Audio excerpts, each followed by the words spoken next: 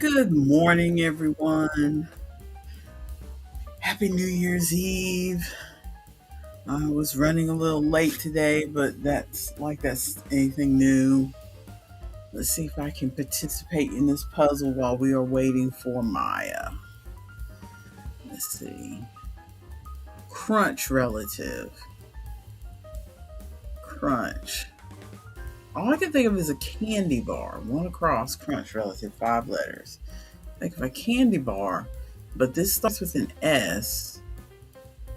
Crunch, snap. See, snap doesn't fit. Um,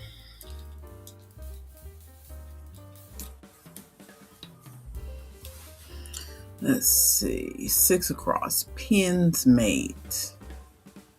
Pins.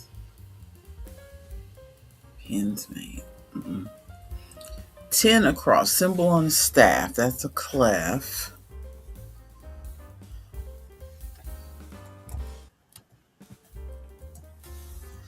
Okay. 14 across. Came up. Arose. A-R-O-S-E. Okay, good. 15 across. All right, I guess that's fine. Okay.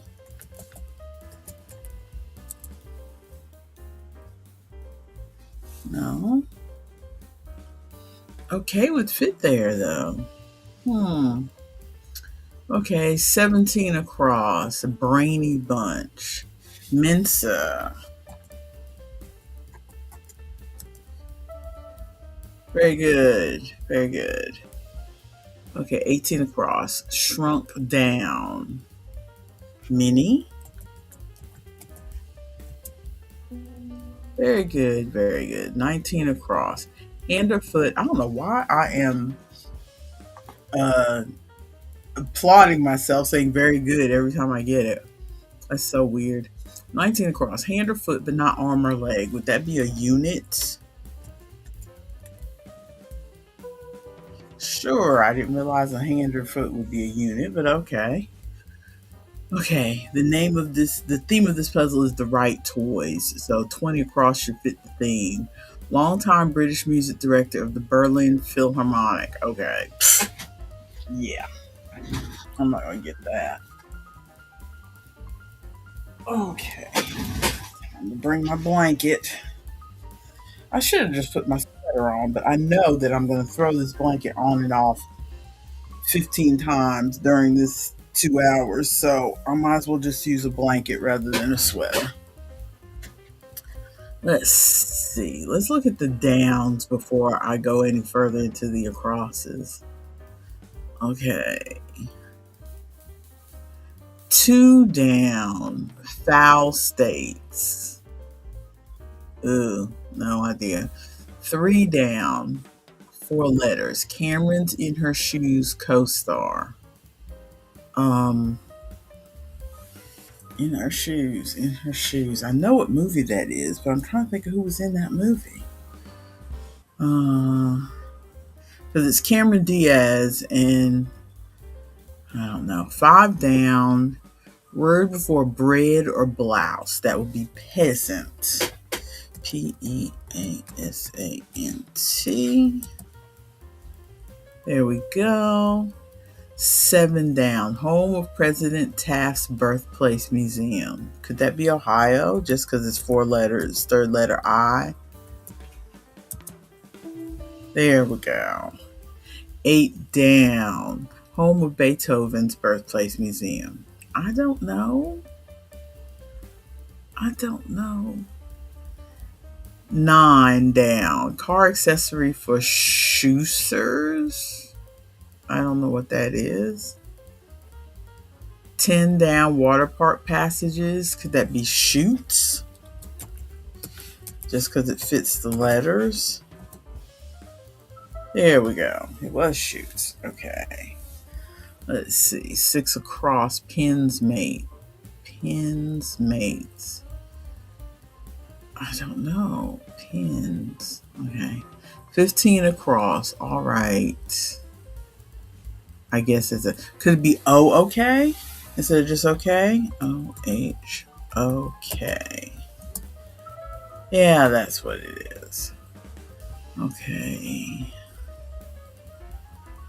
Let's see. I still don't know what 20 across is. Let's see. Let's move on to 25 across. A bit of RNA. No idea. 29 across. Be perfidious to. I don't even know what perfidious is, so we'll skip that one. 34 across. Squares for crafting. Quilt blocks.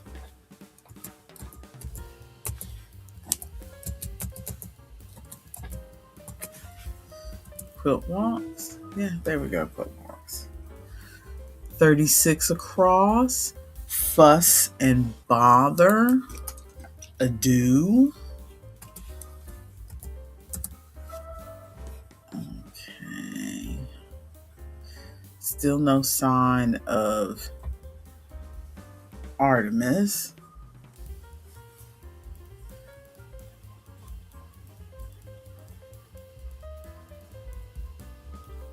Happy New Year. Yeah.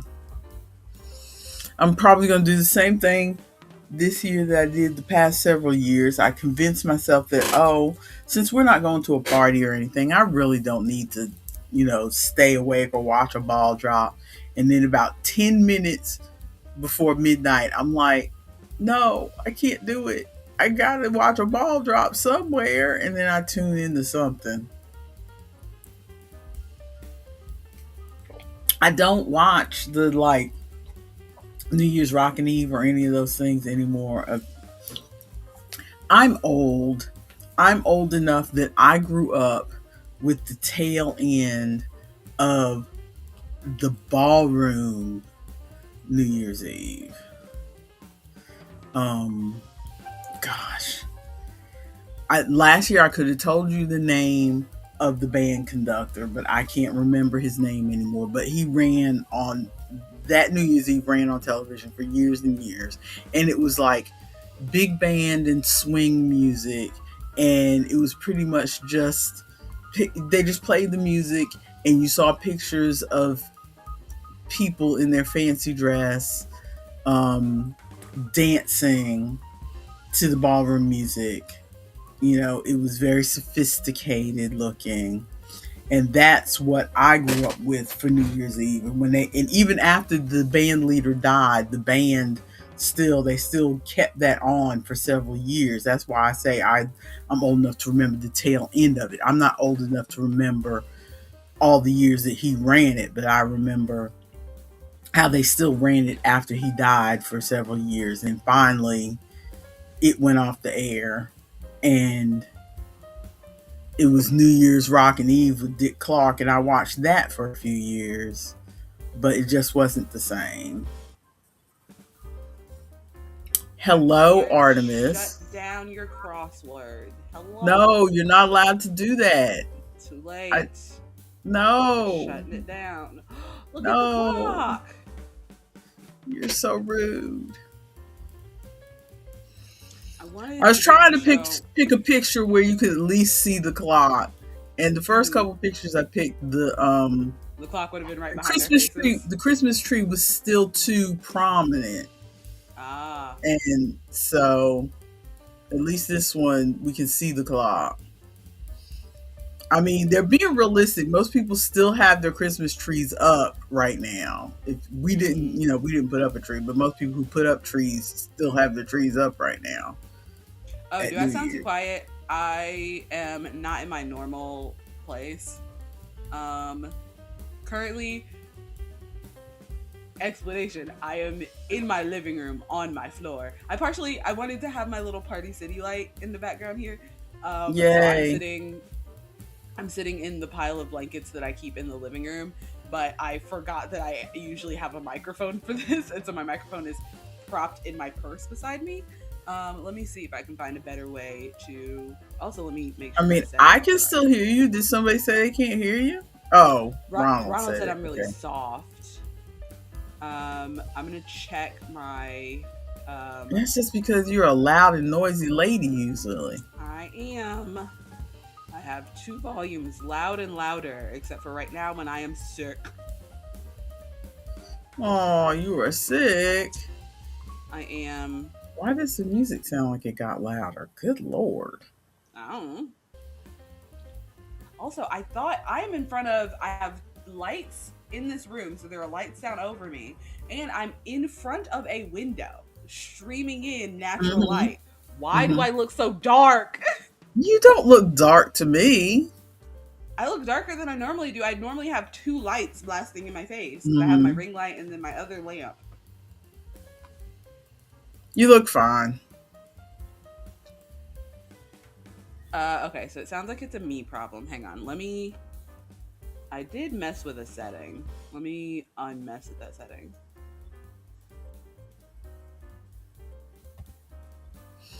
Oh Lord, am I loud? I'm sorry, I'll be quiet. No, you're not loud. I am not matching the volume that you're at. I'll be Let me. quiet. I mean, I could hold the microphone But why would you hold the microphone? to pretend that I am interviewing people on the street. I don't know. Where am I gonna put this guy? Can I prop it on my I laptop? sound great, Ronald. I'll almost take that as a compliment. Can I prop this on my laptop? Oh snap! Oh snap! I think I figured out the exact position. Okay, so I have my microphone. It's a little bit blocking the chat. I can just lean. Now you look like those podcasters who are doing video to go with their audio so you can Mm-hmm. see their microphones and everything. I don't think so. I wonder why. Maybe it's not pulling from the right audio. Are you pulling from the right microphone? Let's. Has that fixed anything? Do I sound more like Okay, that sounds weird. weird? Why weird? If I continue talking, does it fix itself? Okay, that's a little Normally, better. okay. Normally, this microphone stays plugged up to my laptop, but I was moving my laptop around the house the other day, like doing stuff, and the microphone stays in the office. You sound only slightly like you're talking into a red solo cup. Not red solo cup, but Ronald says it's better It's better now. I gotta turn you down. because I'm loud. Well, I had my mic. I had my volume for myself at the setting that I usually have it for Wednesdays, but then you were quieter than usual, so I turned you up a little bit. Nah, never turn me up. Just tell me that something's wrong so I can fix it. But now I turned you back down. Now it sounds normal. Now all of a sudden the music sounds normal again. I don't know what's going on. Everything's broken. Everything's trying to reset for New Year's. The music was louder than you, and I felt like I was shouting over the music, but it's better now. It's Okay, better for me. I don't know about are the we rest ready to of you. get the show on the road? If we must. Let me switch to our actual music. Also, since I just have my laptop, I don't have a second screen today, so I'm going to be looking right at y'all, directly into your souls. That's fine. We'll allow it. We'll allow it. Actually, can I full screen this to make it a little bigger? Hey, there we go. There we go. That's a little better. So you look a little more like yourself. So I can just see better. I full screened it because, normally I have it like really big up on my TV. So I had to full screen it on my laptop to be able, because we looked like tiny. I felt like I was looking at a thumbnail of a YouTube video on my phone. Are we ready? Are we ready? Are we ready? Hello, everyone, and welcome to the New Year's Eve edition of the Conversation Chair.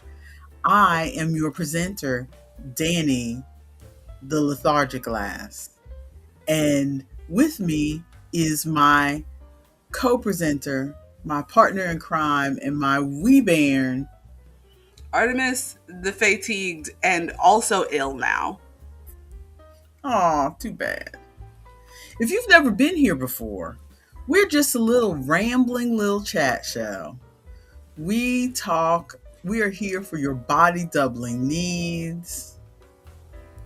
We are here to be your audio ambiance, your background sound. We are here to keep you company while you are taking selfies. No, I'm shining a light No, because I don't have a ring light. you look fine. We are here to keep you company while you are doing laundry, doing that big clean to start off the new year. Or if you are living in a world that is more metaphor than exposition, and you are trying to provide for your 10-year-old who thinks that your neighbor is an alien by working for an evil management company that is making you give eviction notices to people that you have known for years, we're here for you. There's got to be another job out there. And that last bit was not my real life. Because really, am I leaving my house to put an eviction notice on somebody's door? First of all, Yeah. I feel like those things can be digital these days. Second of all, I can't imagine you doing any kind of confrontation telling people they need to leave their house. But that wasn't part of my real life. That was part of the book that I am reading called Rizzed Up by My Alien Neighbor. Hate it. That is not what that is not what I thought that No, title was going to be.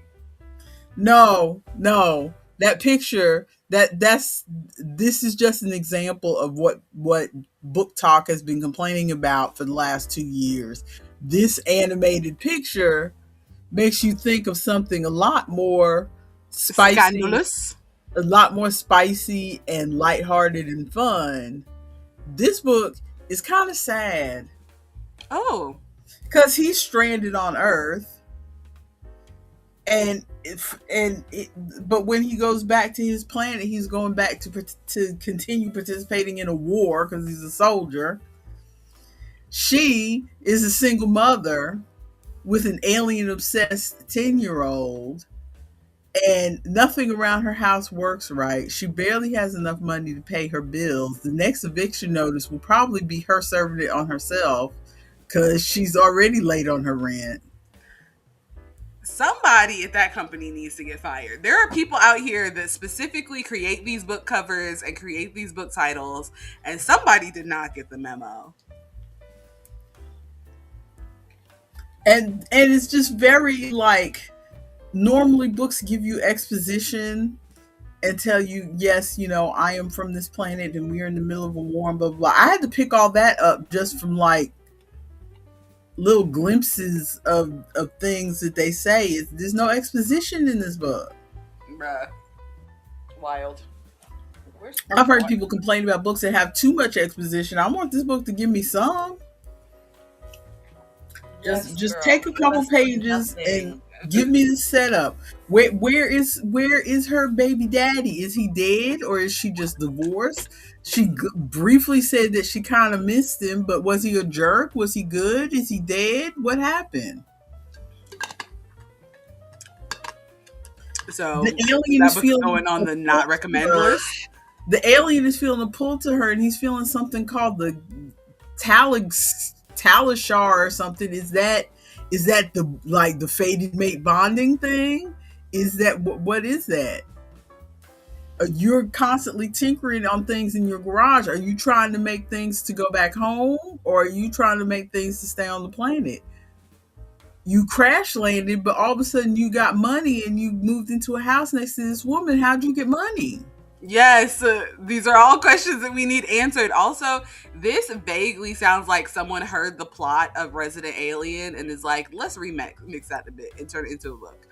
Because in And, Resident and his Alien, and his internal monologue sounds normal, but then when he talks to people, he sounds like he's never spoken words in his life, and he says weird things.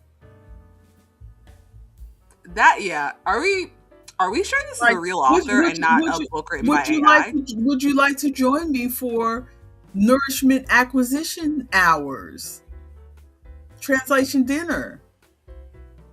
Are we sure this is a real book He and not says written by he AI? says dinner. He says dinner in his brain though. So because this is dual POV, so he says dinner in his brain. So why did he not say that when the words came out of his mouth talking to the lady? My only explanation for that would be maybe he's like thinking in his language in his head, and so he knows his language is word for dinner. But then when he's trying to say the like English word for it, it doesn't necessarily translate. Like, you know how in some Mm-hmm. languages there's a word and like their word for dinner means food acquisition hour or whatever. Like, it literally Mm-hmm. translates to something else. That's my only explanation for that. But all the rest of that, are we sure this is a real author and not a book written by AI? Well, it is written by Athena Storm, and I know who it is. Athena Storm, I have not had good luck with their books in the past. But because there was a co-author, I thought it's Tara Star and Athena Storm. So I thought, well, maybe the co-author will Rein it rein this in. person in and make it better. You need to stop trying to read from this author. But I read, well, usually I don't, if it just says Athena Storm, I skip right over it. Mm, But because the synopsis sounded interesting and it had a co-author, I thought, well, maybe this one won't be so bad. nah. And I stopped reading this because I started reading this a couple months ago, and then I was doing my, because it's the what's the word? The lame duck week between Christmas and New Year's, where you don't want to. I I feel try like we not. had this exact same interaction last year where you said lame duck week and I made that exact face of what are you talking about? I'm now remembering. I'm pretty sure I didn't say lame duck week because I just came up with that off the top of my head because I was trying not to say dead because I try not to use the word dead Mm-hmm, casually. mm-hmm, Um, but this is the buffer week where nobody's really mm-hmm. doing much work, or some people take this week to. I halfway for me it's half and half. Not much work. Let me go ahead and put up our life thing while we're talking. But not much work, but Mm-hmm. also um, trying to not necessarily because I don't really do resolutions, but Mm-hmm. just trying to do a few things of okay, I want to start doing a little bit more of this year. Let me clear out some of this, like clearing out my Netflix queue Mm-hmm. of stuff that I know I'm not gonna watch. You know, clearing out my Kindle Unlimited queue of stuff that I'm really not gonna read.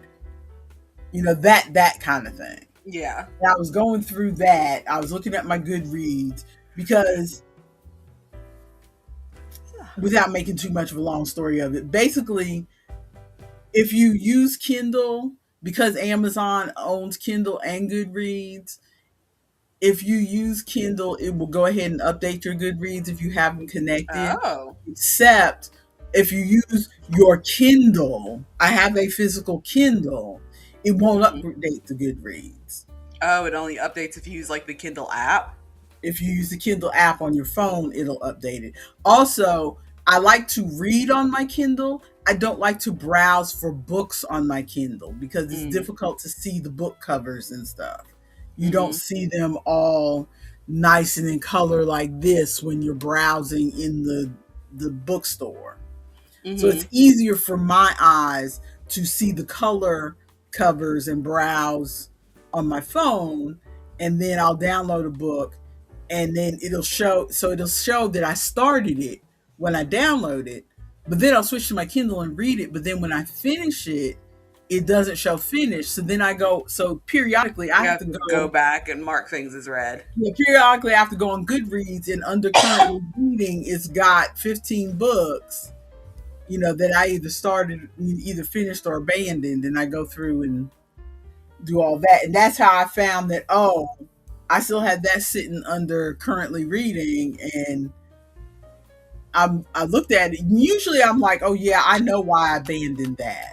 I know why I abandoned this. I know why I abandoned that. What is on my phone case?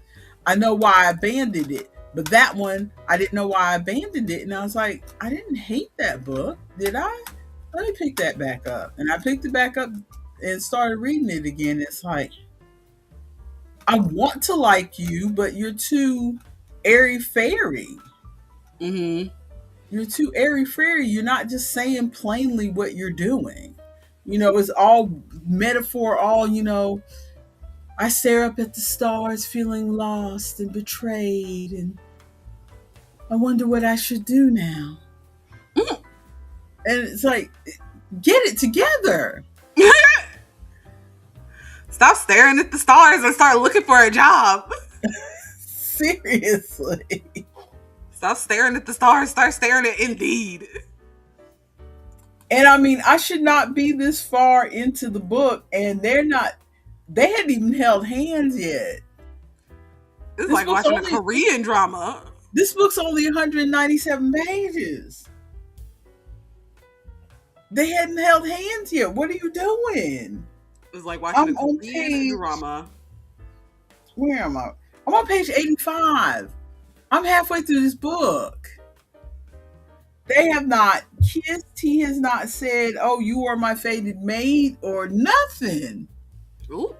I'm like, I'm going to finish it, I guess. Nah, put it down. But life's too short to waste it on stupid books we don't like. Oh, no, what? No. I just realized I did not stop my time clock. At least I wrote down my time.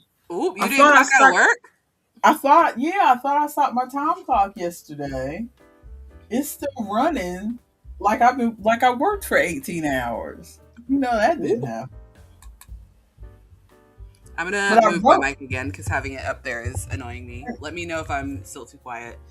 I must have accidentally restarted it or clicked something before I left my desk yesterday because I wrote down the time. Mm-hmm. Because I do that because one time I tried to do my invoice from my phone like all you young kids do, lost all my hours. But luckily I had written the hours down because I take little notes on my notebook of this is the task I have set for myself today and this is what time I started work, just so I can have memory, just to give myself little memory clues of like, what day did I work on this patient's thing or what day did I work on that patient's thing. I can't write the patients down, of course, because HIPAA, but I give myself little memory clues of this is the day I worked on this is the day I worked on that. And so I write the hours down as well so I can remember how long I worked, because my memory is just, for little things like that, is just going. So luckily I wrote it down that time so I could go back and recreate and put it on my invoice and send my invoice in. So I write it down. So I don't know how it got started back up. I don't know. Maybe I accidentally clicked something when I was minimizing the window or something. I don't know. But I need to fix that. Or maybe it never actually took you out in the first place. That's happened to me before. What'd you say? I said maybe I do need to move this mic. I'm just gonna, okay, give me 2 seconds. I'm just gonna No, you don't need to move the mic. You sound fine. I heard the sound come out of your mouth. My brain did not interpret what it was. When I say it's not that I didn't hear you make a sound. It's that my brain was like, what was that word? Okay, no, you're good. I was saying maybe it never clocked you out in the first place because I've had that before where I like go and click the button on my phone to clock out, and I think that we're good, and then I go back in, and it's like, no, you didn't clock out actually, Berlie, or you didn't clock in, and I'm like, but I did though. The thing is, the time that usually happens to me is when I'm shopping on Amazon, not Amazon, on Walmart. Because there's something about when I click that I want one of something that I ended up with 5 boxes of that Christmas candy. Mm. Because I hit one and then I go to scroll up, and it's not scrolling. And what And so it's it accidentally doing is clicks it. it's going 2, 3, 4, 5, Mm. and then I finally get it to scroll. And meanwhile, my grocery list has 5 boxes of Christmas candy. Mm. But so, life updates. How was your Christmas? It was good. It was a little tiring. I was very tired driving down there and then driving back. So tired. I can't remember if I For told. those who don't know, it's a little silly for me to ask her how her Christmas was because we were together. I was there. This was the But first year that all of my children, the first year in a while, in at least 5, 6 years, because it was pre-pandemic the last time you guys were all all of here at us, the same yeah. time for Christmas. Because it's So usually either I can't make it because I've gotten snowed in or something, or Sydney couldn't make it. it's been 5+ years since everybody was here for Christmas. We So even had Bucket the dog. that was nice. Yeah, but I was very tired. I can't remember if I told you that day or not, but I had only had like 3 hours of sleep that night because I No, did you not didn't sleep. tell me. Yeah, I did not sleep very well, so I'd only had 3 hours of sleep, and then I drove 2 hours down to see all y'all, and then we drove 30 minutes over to Wayne's family, and then drove the 2 hours back. Exhausted. Absolutely Exhausted. exhausted. But it was good. Apparently, everybody freaking knows me. I got gifted not one, not two, but 3 blankets, one of which is electric. They said this You bitch didn't is get blankets from cold. this house though, did you? Yeah. Your husband got me a blanket. This one. Oh, Remember? that's right. That's right. The Galaxy throw. I'm here to give you your quest. Well, the blanket I made for your father is draped over the recliner downstairs. He uses it downstairs. Mm, He did sleep with it a couple nights in the bed, but despite the fact that it is pretty long, it doesn't really cover his feet. mm. So he said he wants to use it downstairs anyway. So it's neatly draped over his chair downstairs now. Because he goes, for those who are new, he goes downstairs and watches. He The gets news up and at stuff. like, yeah, he gets up like at 6:30 in the morning so that he can have some quiet time to slowly drink his coffee and watch a little bit of news before he has to get ready for work. And he usually leaves somewhere between 8:30 and 9:30, depending on what his shift is that day. He leaves for work, so that gives him a few hours to just kind of decompress. But it's cold AF downstairs at that time of morning, and so But he has. somehow Christmas Day it was 70 degrees. Mhm. Outrageous. It's so crazy. It was 70 degrees. We were hot enough that we actually turned the air on for a minute. So we Mm, had the heat off. I didn't figure out till 3 days later. I walk out of my bedroom because in my bedroom I always have my little heater that I turn on in the morning. I mm, wake up, I go to the bathroom, I turn on the little heater so that because it's cold in my bedroom in the morning. It's hot at night because of the weird balance in my house. And I sleep with my bedroom door closed. So my bedroom gets very hot at like 2 in the morning, 2, 3 in the morning. But by the time we get to like 6 or 7 in the morning, it's cold in there because the heat's not running. There's just this period of morning where the heat just runs. Mm-hmm. And it's not running by the time I wake up. So I get up and I turn the heater on. And then so I was sitting in my bedroom for a little while, and by the time I emerged from my bedroom to finally go downstairs and get some coffee and what have you, it was ice cold. Ooh. And I'm like, why is it so cold? And the first couple days it was kind of cool, but then it was really ice cold that day. And it was like 40, it was either 35 or 45 outside that day. And so I go downstairs, I'm saying, well, I'll just bump it up from 68 to 70 just to knock the chill off. No, it was completely off, and it was like 62 degrees. Ooh. Which for my house is cold. Frozen. And that's when I remembered, oh, we turned the heat off on Christmas Day because it was 70 some degrees. Crazy. All right, so before we move on to Yarn and Crafty Thoughts, job interview. Oh, I forgot that I wanted to talk about that. I think I was not meant to have that job. I'm about to take y'all on a journey. I think I was not meant to have that job. This was Apotheca.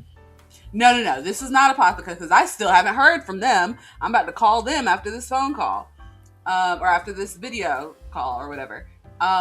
No, this was for a perfume store. It's not like a locally owned. It's like a chain store, but it's in a mall.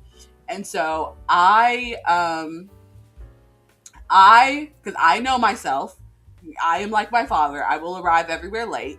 And so she messaged me through Indeed and was like, because we were having issues trying to figure out the times. And she's like, okay, could we just meet one day after you get off work? And I'm like, yes. And she's like, okay, what time? And I'm like, okay, I get off work at 6 p.m. It's 15 minutes away from where I work. I'll tell her I can be there at 6:30. Mm-hmm. That gives me an extra 15 minutes of buffer in case any shenanigans happen, in case I ADHD brain or something and have lost track of all time in the universe. And so I'm like, that 15 minutes should be plenty. And so yesterday, I almost always get off either on time or 5 minutes early.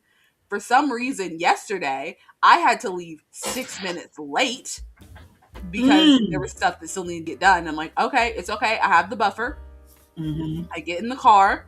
I pull up the directions and everything. And so for any of you who haven't been in my car, I have on my dash is a little magnetic thing to magnetize my phone to it. Where's my phone? I've got it magnetizes to the little circle on my phone. So I magnetize my phone to sit right here. And then I have a Bluetooth aux thing for my radio so that I can listen to music on my phone and hear the directions for Google Maps. And so I sit my phone up there.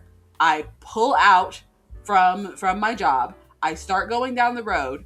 For the first time in months, my phone falls off of the magnet. It has been truly months since my phone has fallen off that magnet. For the first time in months, my phone falls off of the magnet and hits my radio device. And so it knocks out my radio.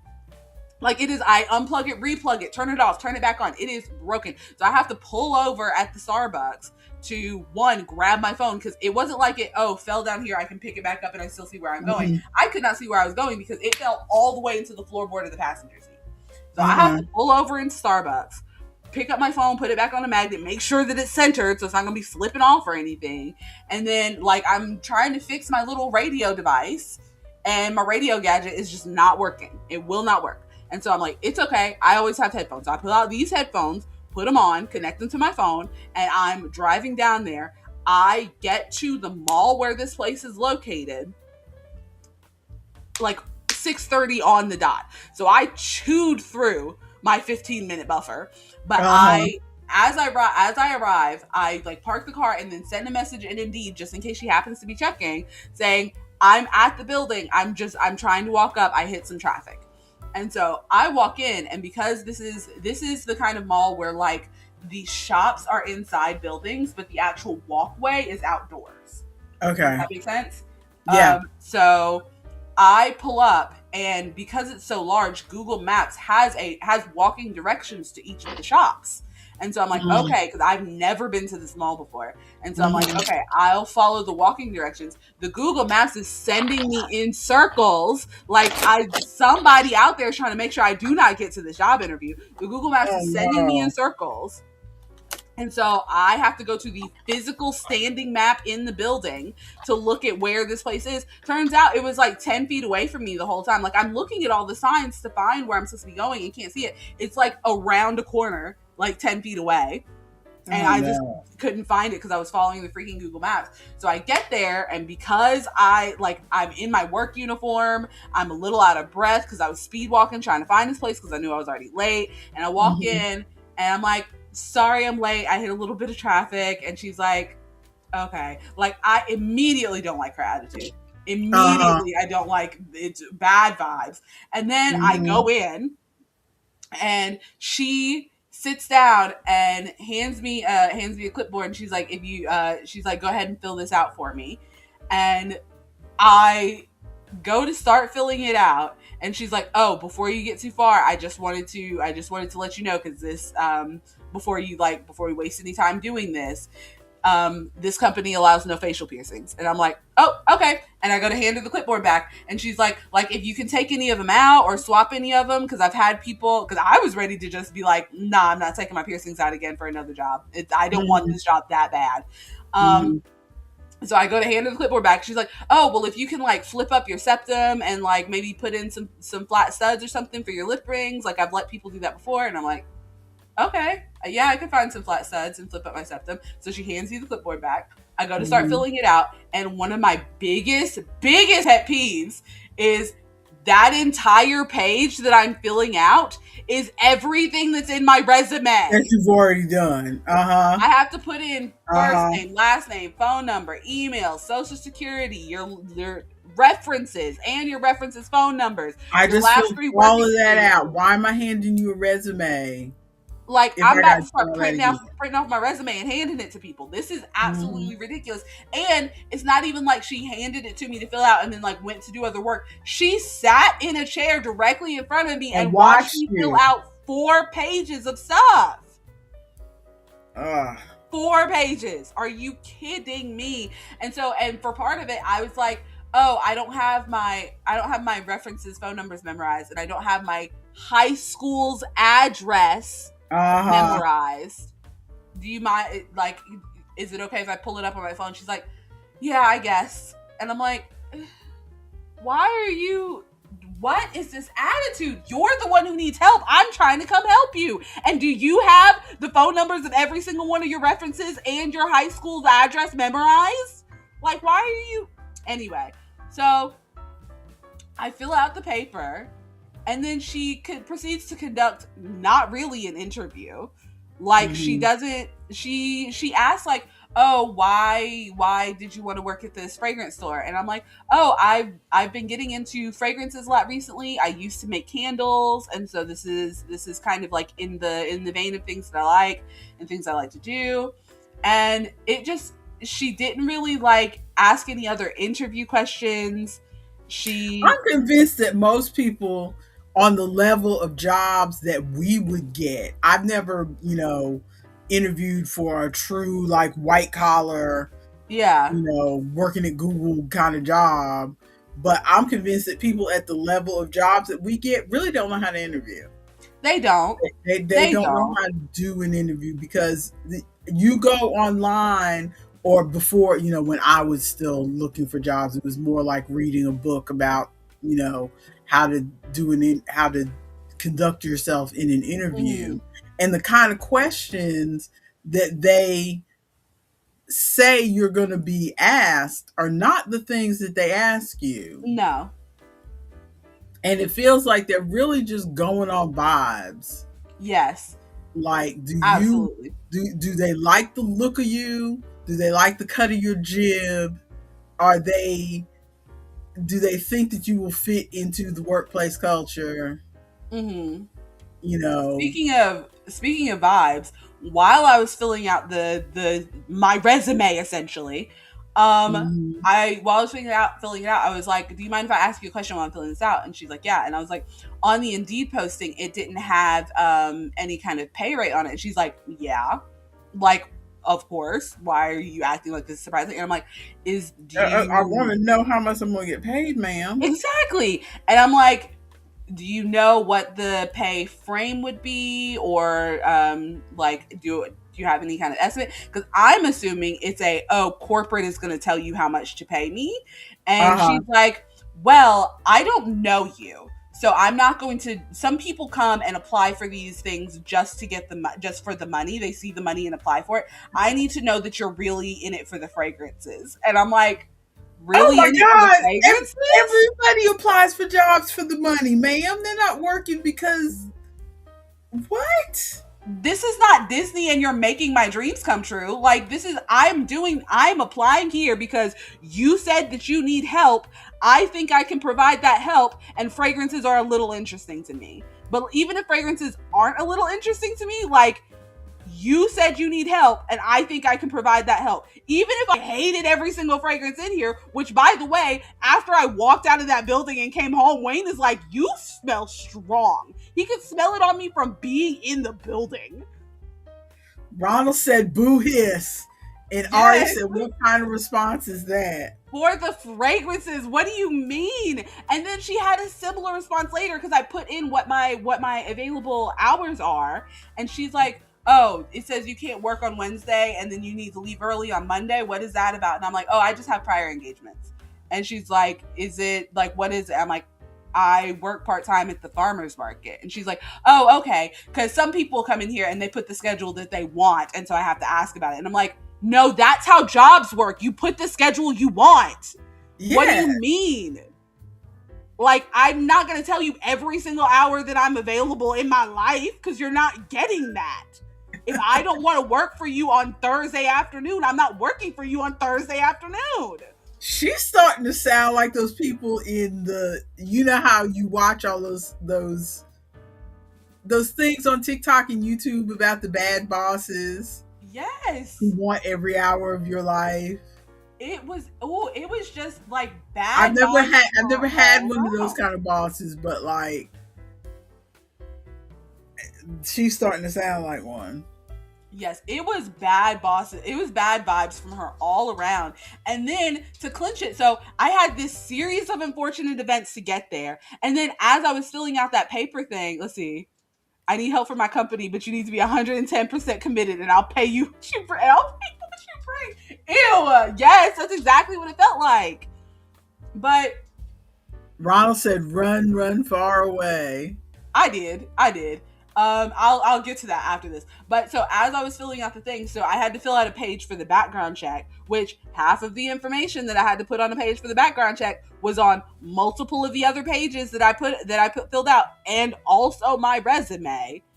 Ugh. Anyway, I was filling out the background check thing, and it needed my driver's license number. I had forgot my wallet in the car because I was running to try to get in here, and so I was like, "Oh, do you mind if I like after we finish the interview I can run back to my car and get my wallet so I can fill this out?" And she's like, yeah, that'll be fine. I'm like, she is sounding put upon. Yes, like why are you so nonplussed? This is the holidays and you need help, ma'am. Look, like, I know I might not be the most impressive fragrance employee candidate in the world, but like, don't look upset at the fact that I'm here and you're interviewing me. Like, it was awful. And so I go out to the car, go back in, fill in my driver's license thing. I'm already like, as I'm walking back from the car, texting Wayne, I don't think this job is it. But I do it anyway because I'm like, maybe I'll sleep on it and think like it'll be better. I didn't. And then to clinch it, so I had all of that series of unfortunate events, forgot my wallet, phone dropped in the car, broke my radio. I get back into the car and my radio gadget is working perfectly. It works perfectly the whole drive home. And I'm like, I've been doing all that hoodoo research and stuff. I'm like, this is the ancestors telling me this is not the job that I need. I don't need this job. I'm not doing this. Oh. It was such a series of unfortunate events to get there. It was so Well, so I am sorry that did not work for you. exactly, Ari. Just imagine how she treats her employees after they hire. Plus, I was asking like, oh, what's my day to day gonna look like? I asked a question that I think confused her because I was like, oh, is there anything in this job? Because they want you to like come prepared with interview questions because it makes it look like you're interested in the Uh job or whatever. And so I was like, is there anything about this job that I would have to learn that's out of the norm from retail? And she's like, from basic retail. huh. Uh huh. And she's like, I hesitate to say no, but I can't really think of anything. Like we're really focused on like KPIs and blah blah blah. And I'm like, don't talk to me about KPIs. I was tired of hearing that when I worked at Men's Warehouse because I applied for a key holder position at the fragrance store, so I would essentially be like a manager. But she's like, we're really focused on the KPIs and blah blah blah. And I'm like, okay, because I'm just curious, like, is there anything like specific that I would have to learn for this job? Because like when I worked at Party City, I had to learn how to blow up balloons. When I worked at Men's Warehouse, I had to learn how to measure and fit people. And she just seems so confused. And I'm like, I feel like that would be an easy answer. Answer. Yeah. Like either you're teaching me to mix fragrances in the back of this building, or nah, you're good, just sell the smells. Like Uh huh. it was bad news. So I got the email this morning that she went ahead and did the background check because she's like, oh, I'll have to do the background check. I'll probably be able to get back to you by Monday. And I'm like, oh yeah, that's okay. But I got the email this morning that she went ahead and went through the background check. But I think I'm gonna message her on Indeed and say I slept on it and I don't think this is it. Sorry, you wasted money for the background check. No, not sorry, because the way she treated you when you walked in there, you needed to spend a little money. Yep. So that was just. Yeah, it was. Well, And she was. Sorry, one more side note. She was like, oh, are you like interested in fragrances? And I'm like, yeah. And she's like, oh, what kind of fragrances are you interested in? And I'm like, oh, I've actually been really interested in this niche, like small indie company. I mean, it's not really small, but like this more indie company called Demeter. They have very like specific niche fragrances like Fresh Grass or like Rainstorm and stuff like that. And she like raised an eyebrow at me and she's like, okay, well, we have. And I'm like, why would you ask if you don't like? You're snobby Anyway. about somebody else's fragrances. Yes, sorry, I'm not buying Coach fragrances or whatever. Well, are we ready for some yarny crafty thoughts? Sure. Oh, also, I bought a wig. That is a nice wig. It's a headband wig. So I've got the headband hidden up here. But because I haven't dyed my hair again yet, it looks like it's mine, doesn't it? It looks good. Because you can see my roots. It looks good. Okay. So Now is it's that a straight hair wig? Because I'm wanting to get another headband wig before my birthday. It's kinky straight. It's kinky straight texture. Mm-hmm. So you pretty much need to curl it or braid it up or do something with it, because otherwise it would just. No, it looked fine having it down. Let me see. Did I take any selfies? Because I was playing around with this wig when it first came in. Here, I did. I put it up in like a little bun, but I also. That's not your face. That was my face. Oh, okay. But I wore it down in like a ponytail and it looked fine. That's cute. You look like a normie. Yeah, I have anything on my face. Not a lick of makeup, and my eyebrows weren't done. You can see my eyebrows like shaved off and not even drawn on. You look like a normie. Ari's asking how Wayne's Blanket is coming along. Exactly the same as the last time y'all saw it, because I haven't picked it up. I'm going to pick it up in the new year, and it's just going to be a bonus gift. Because I got him other stuff, so it's not like he didn't get anything from me, but I don't think I was being too ambitious thinking that I could finish that blanket in time for Christmas when I started it, but I was not anticipating the fact that I was going to be exhausted from this job. Burnout from your job. Yeah. Yeah. Yeah. Well, I feel a little crazy about to do a Christmas haul considering I'm a grown A woman. So it's not like I should be showing off toys or anything, but I didn't realize we were doing a Christmas haul. Did I bring well, something? not really a Christmas haul. I was just going to show a couple of the things that I got that were related to, Yarny Crafty, Mm. because I don't really have anything else to show. So, um, What's a mostly edges puzzle, Ronald? What does that yeah, mean? I mean, I kind of have a thought of what mostly edges would be, but I'm not sure. You only have the edges that come with the like. But How then do you what's be going in most? the center? Yeah, How can you unless be? there's a hole in the middle. How can you have more edges than there's edges unless it's just a 50-piece puzzle and then you only have like 4 pieces in the middle or something. Almost all the pieces are edges. How? Oh, I think I've seen this puzzle actually. So it's a river and it like connects, but it like between the two like paths of the river, there's a gap in there. Okay, So it like so yeah, it would be mostly edges Yeah, if it's a river shape. Okay, that makes sense. like the all Okay, edges brownie pan, but in puzzle form. well, I had asked for this for um Christmas. This was on my everything I got was on my list because that's the kind of family we are. Because I put more. It's always a surprise. It's still a surprise what you will get because most of us, not all of us, but I know I certainly put way more on my list than anybody is going to buy. So you have things to choose from. Some people only put 6 or 8 things on their list, and then it's like, I had to spend the whole like month leading up to Christmas telling Wayne, "Hey, make sure you add stuff to your list." He's like, "I don't know what else to add." I'm like, "Don't you need and some and shirts? half the things, Put shirts on your list." half the things that he put on his list were like sold out or they put currently unavailable. So then there's nothing to get. Yeah, So he's that's he's something not good at making the list through the year. that's something that you have to be if you're doing that kind of wish list thing with your family. That's something you have to be aware of, is that you may get down to Christmas or birthday time and some of the things, especially Christmas, not so much around your birthday, but especially Christmas, the some of the things you've put on your list are not going to be available. Mm-hmm.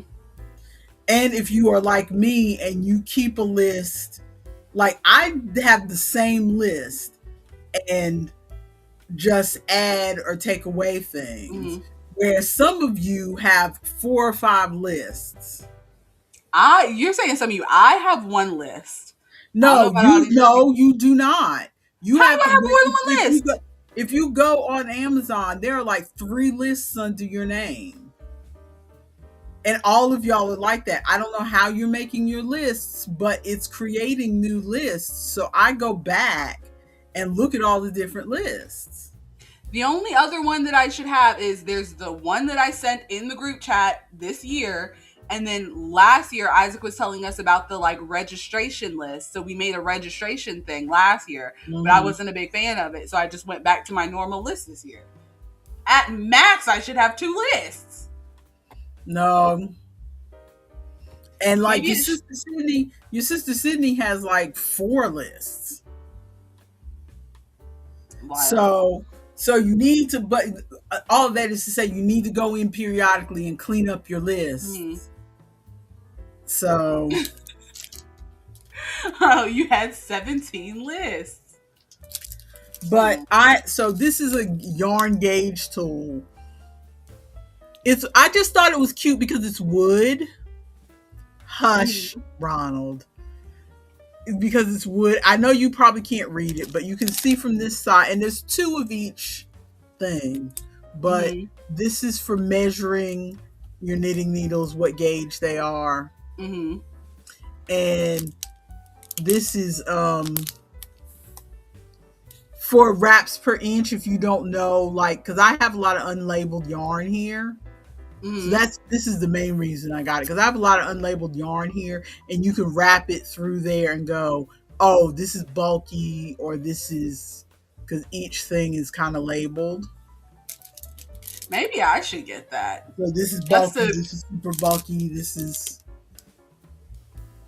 I so need to get that just to prove some of these people wrong that they're saying their yarn is worsted and it's absolutely sport so weight. and I know that like especially with worsteds can vary. There can be like kind of a lighter worsted or a heavier worsted or whatever. But I like to at least have a general idea Mm. of what I've got. Also,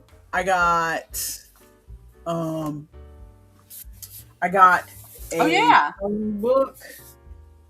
Yeah, I got so I'm I excited can't to see some pages out of that. I already can't remember who bought me Who what. got what? We weren't sure who got what the day of. I People were know opening presents and they like, are. I think I got you that.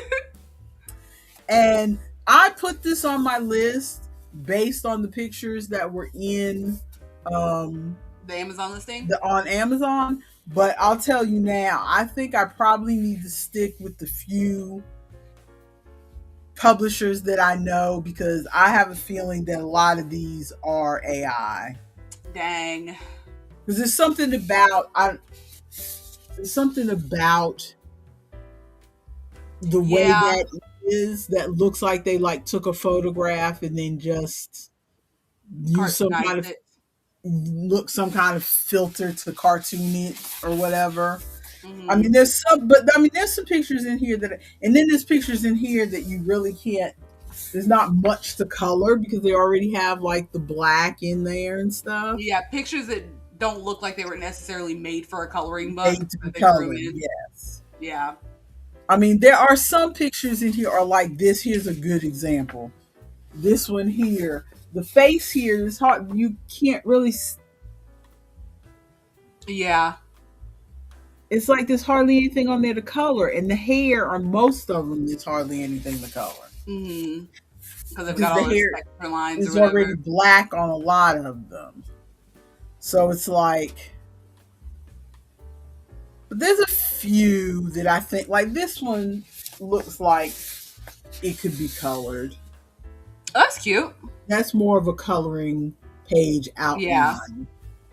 So, and so I think maybe Sydney, I think maybe Chloe got me this. I do I not can't, recall. I cannot remember which one of you got me this, but it's not on you because I put this on my list. So Hmm. it's not on you that this is not a good book. I am just, Honestly, not um, necessarily on you if they were showing good pictures in the Amazon yeah, listing. because they were showing pictures that had more of an outline. Now here's a picture I can color. Ooh, that's a nice one. That's got a good outline to it. But yeah, they were showing pictures. And here's another one that's not too bad. Ooh, I like that one. So yeah, I wanted to branch out, and the author's name is Honeybee Bunny. I should have known there. I'm about to look it up. But yeah, there's like maybe a handful of pictures in here that I might be able to get some good coloring out of. But especially the hair. The hair is just not colorable on most of these. Hmm. So, but here's another one that might be a good coloring page. Ooh, I do like that one. Because I see, don't understand what's going on with the the hair at hair the is top. Yeah. open. What'd you say? I said I don't understand what's going on with the hair at the top there. It looks like it's some sort of like fire. Yeah. Yeah, some sort of fire. Although now that I look more closely at it, it does look kind of AI because the neck is very weird. Ooh. I can't figure out what that neck is. Oh yeah, it looks like it was like they tried to do a neck, but then also tried to do a collar or something. Yeah. Yeah, I think you got by the AI. I got by the AI, but there's a few in here that I can possibly color. But I think I'm gonna have to stick with the publishers that I am familiar with from now on Hmm. when I decide to pick something for. I'm trying to find a place to stack this stuff because I'm in my office where there's no room to stack anything. Um, but this is the book that you got me. Yeah. I didn't Wow. necessarily get that for Christmas. That was that event that I went to that I was Yeah, talking about a while ago, and that lady gave me one of her coloring books. I had it, but I know I figured you would probably get more use out of it than I would. yeah.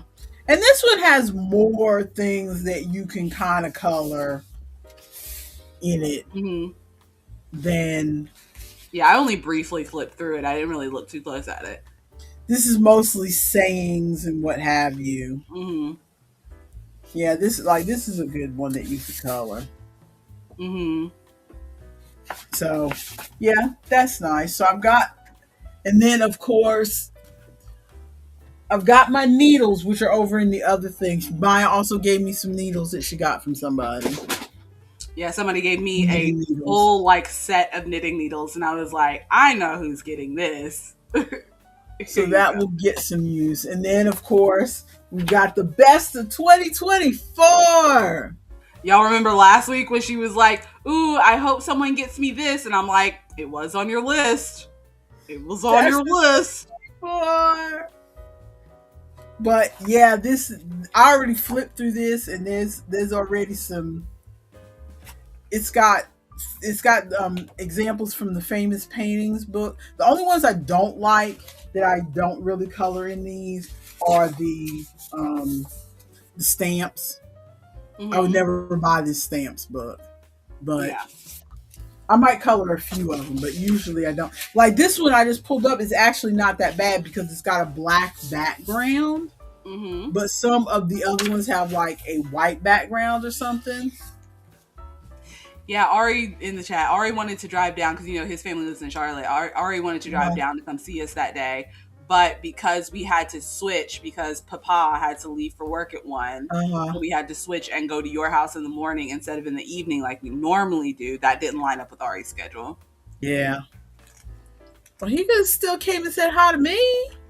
What am I, chopped liver? Not my friend showing up at your house when I'm not there. Whatever.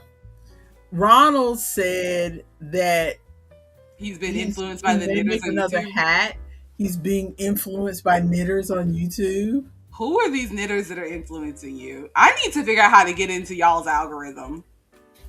Seriously.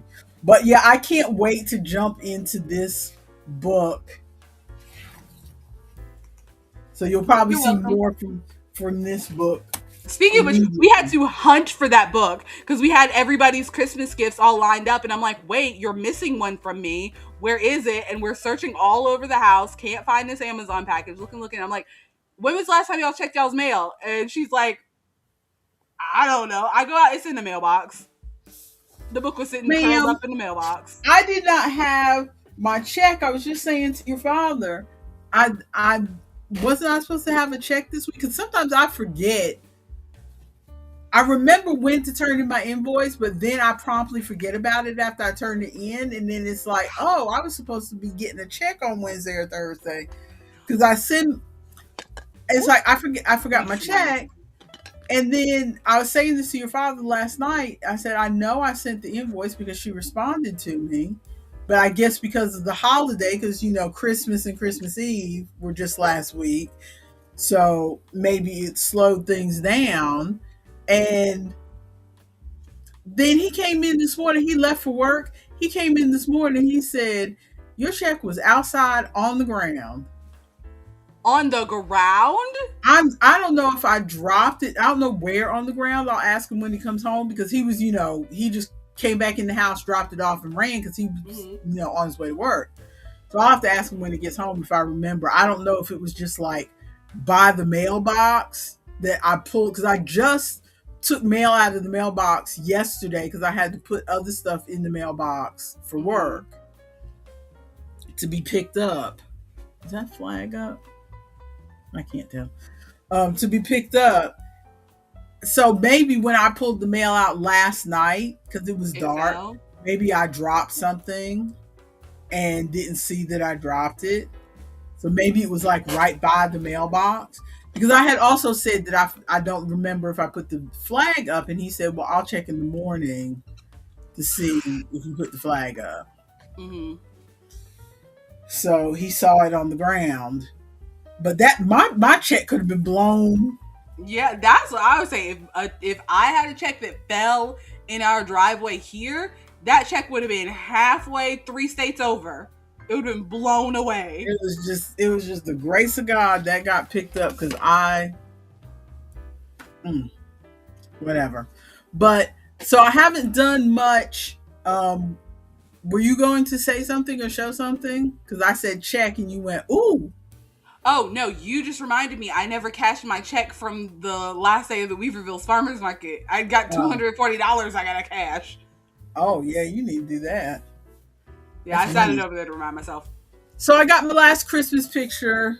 I thought I was going to do more than one picture, but I really wasn't in the mood. So I made myself finish this picture, and then I guess that's the last. There's still a few more pictures I can do in this book, but Mm. I probably won't do them right away because I'm anxious to do some more pictures in the new book.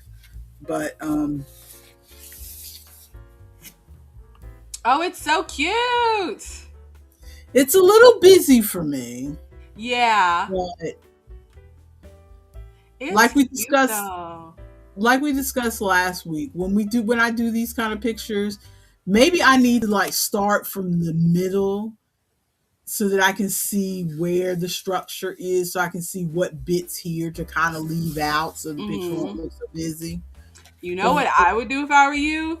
what? Have some whiteout handy and take each of the colors and just put like a dot in each of the blocks so you can kind of see what it's going to be.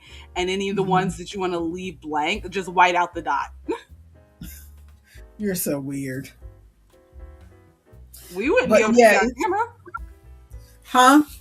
I said we wouldn't be able to see into that whiteout on camera. But yeah, this is another of those unconventional because this is not really Christmas colors. Yeah, But there's the like red and green. yeah, there's some red and green in there, but it's not really Christmas colors. There's a lot of orange. Mm. There's a lot of orange and blue, more so than red and green. But yeah, so that's enough from this book for a little while. And then I also got I got a couple rug kits. I'm surprised. I thought surely y'all would buy me the pillows instead of the rugs, but I got this one from Maya. Yep. It's a hippy dippy I got that one BWW. specifically because of the picture. I wasn't even looking at which like because I knew that I saw that you had several kits on there, and I was like, I want to Mhm. buy this one.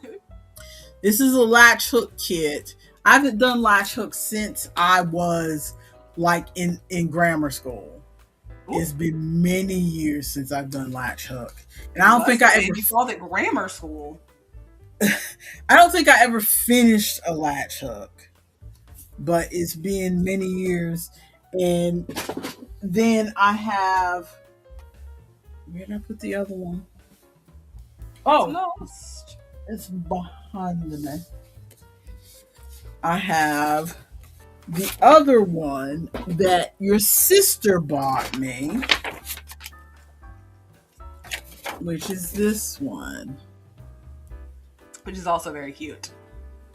which is very abstracty. And because this one has fewer colors, I thought this would be a good one to To start start with. Mm. for getting back into, because again, I've done it, but I've never actually finished a project. Mm-hmm. In my memory, I think I had like an aunt or a grandmother who was doing it, and she let me do a few bits on hers to Mm-hmm. try it. I don't think I ever actually had a latch up kit of my own. So, and that was like back fifth grade.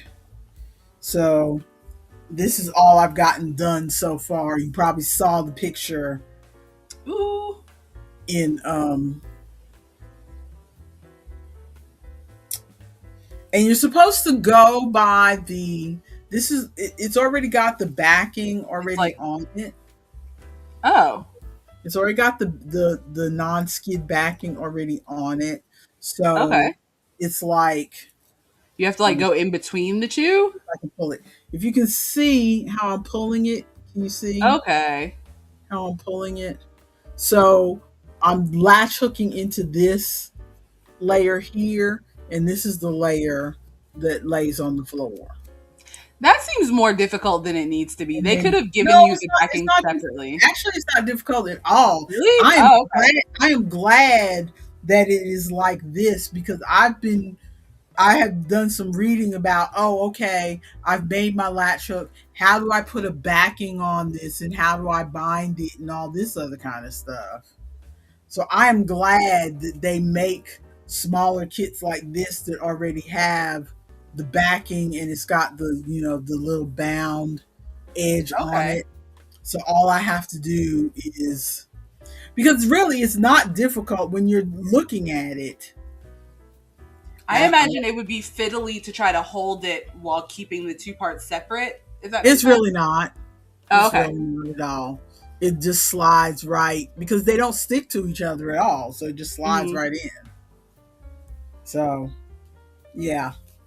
So I'm doing just the dark red first because that's the least amount of color. But what I was going to say is that the instructions say, what does it say? The instructions say allow for printing deviation if the paper pattern is different from the pre-printed canvas.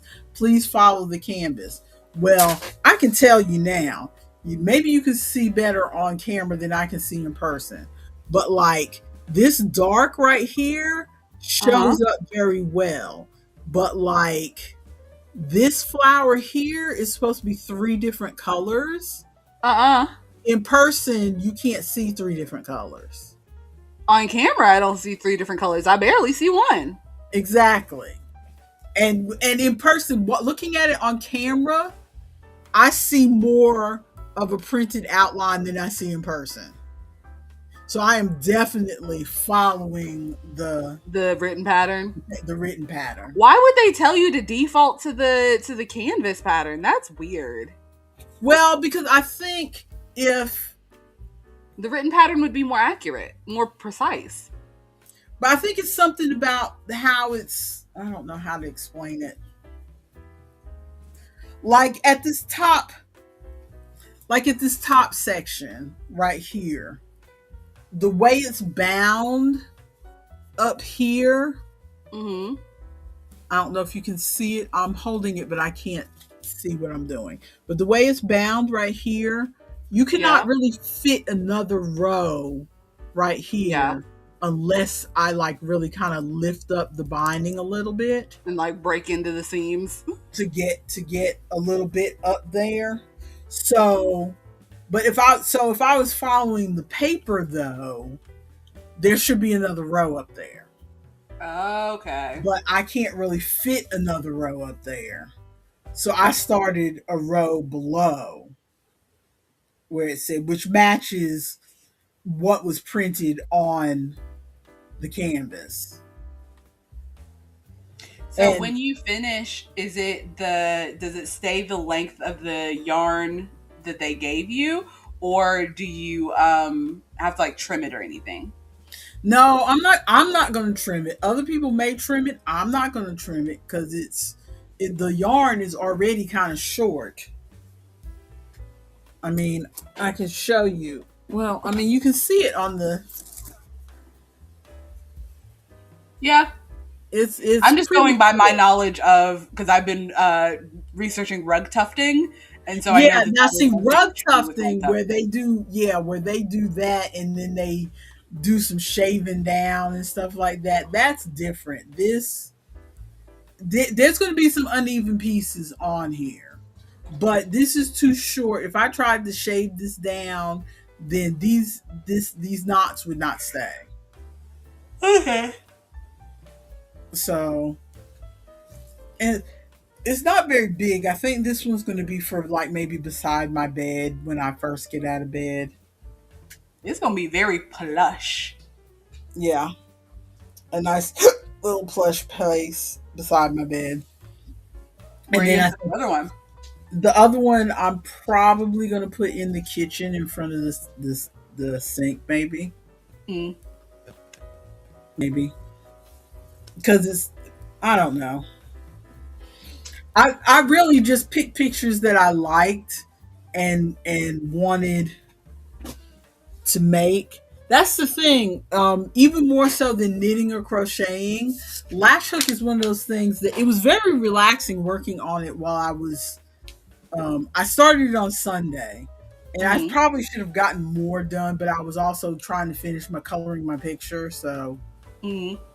and I've only been working on it like for 45 minutes or so while I'm watching The Floor with Your Father. The floor. So yeah, we can talk about that in a minute if you want. But I what words am I trying to say?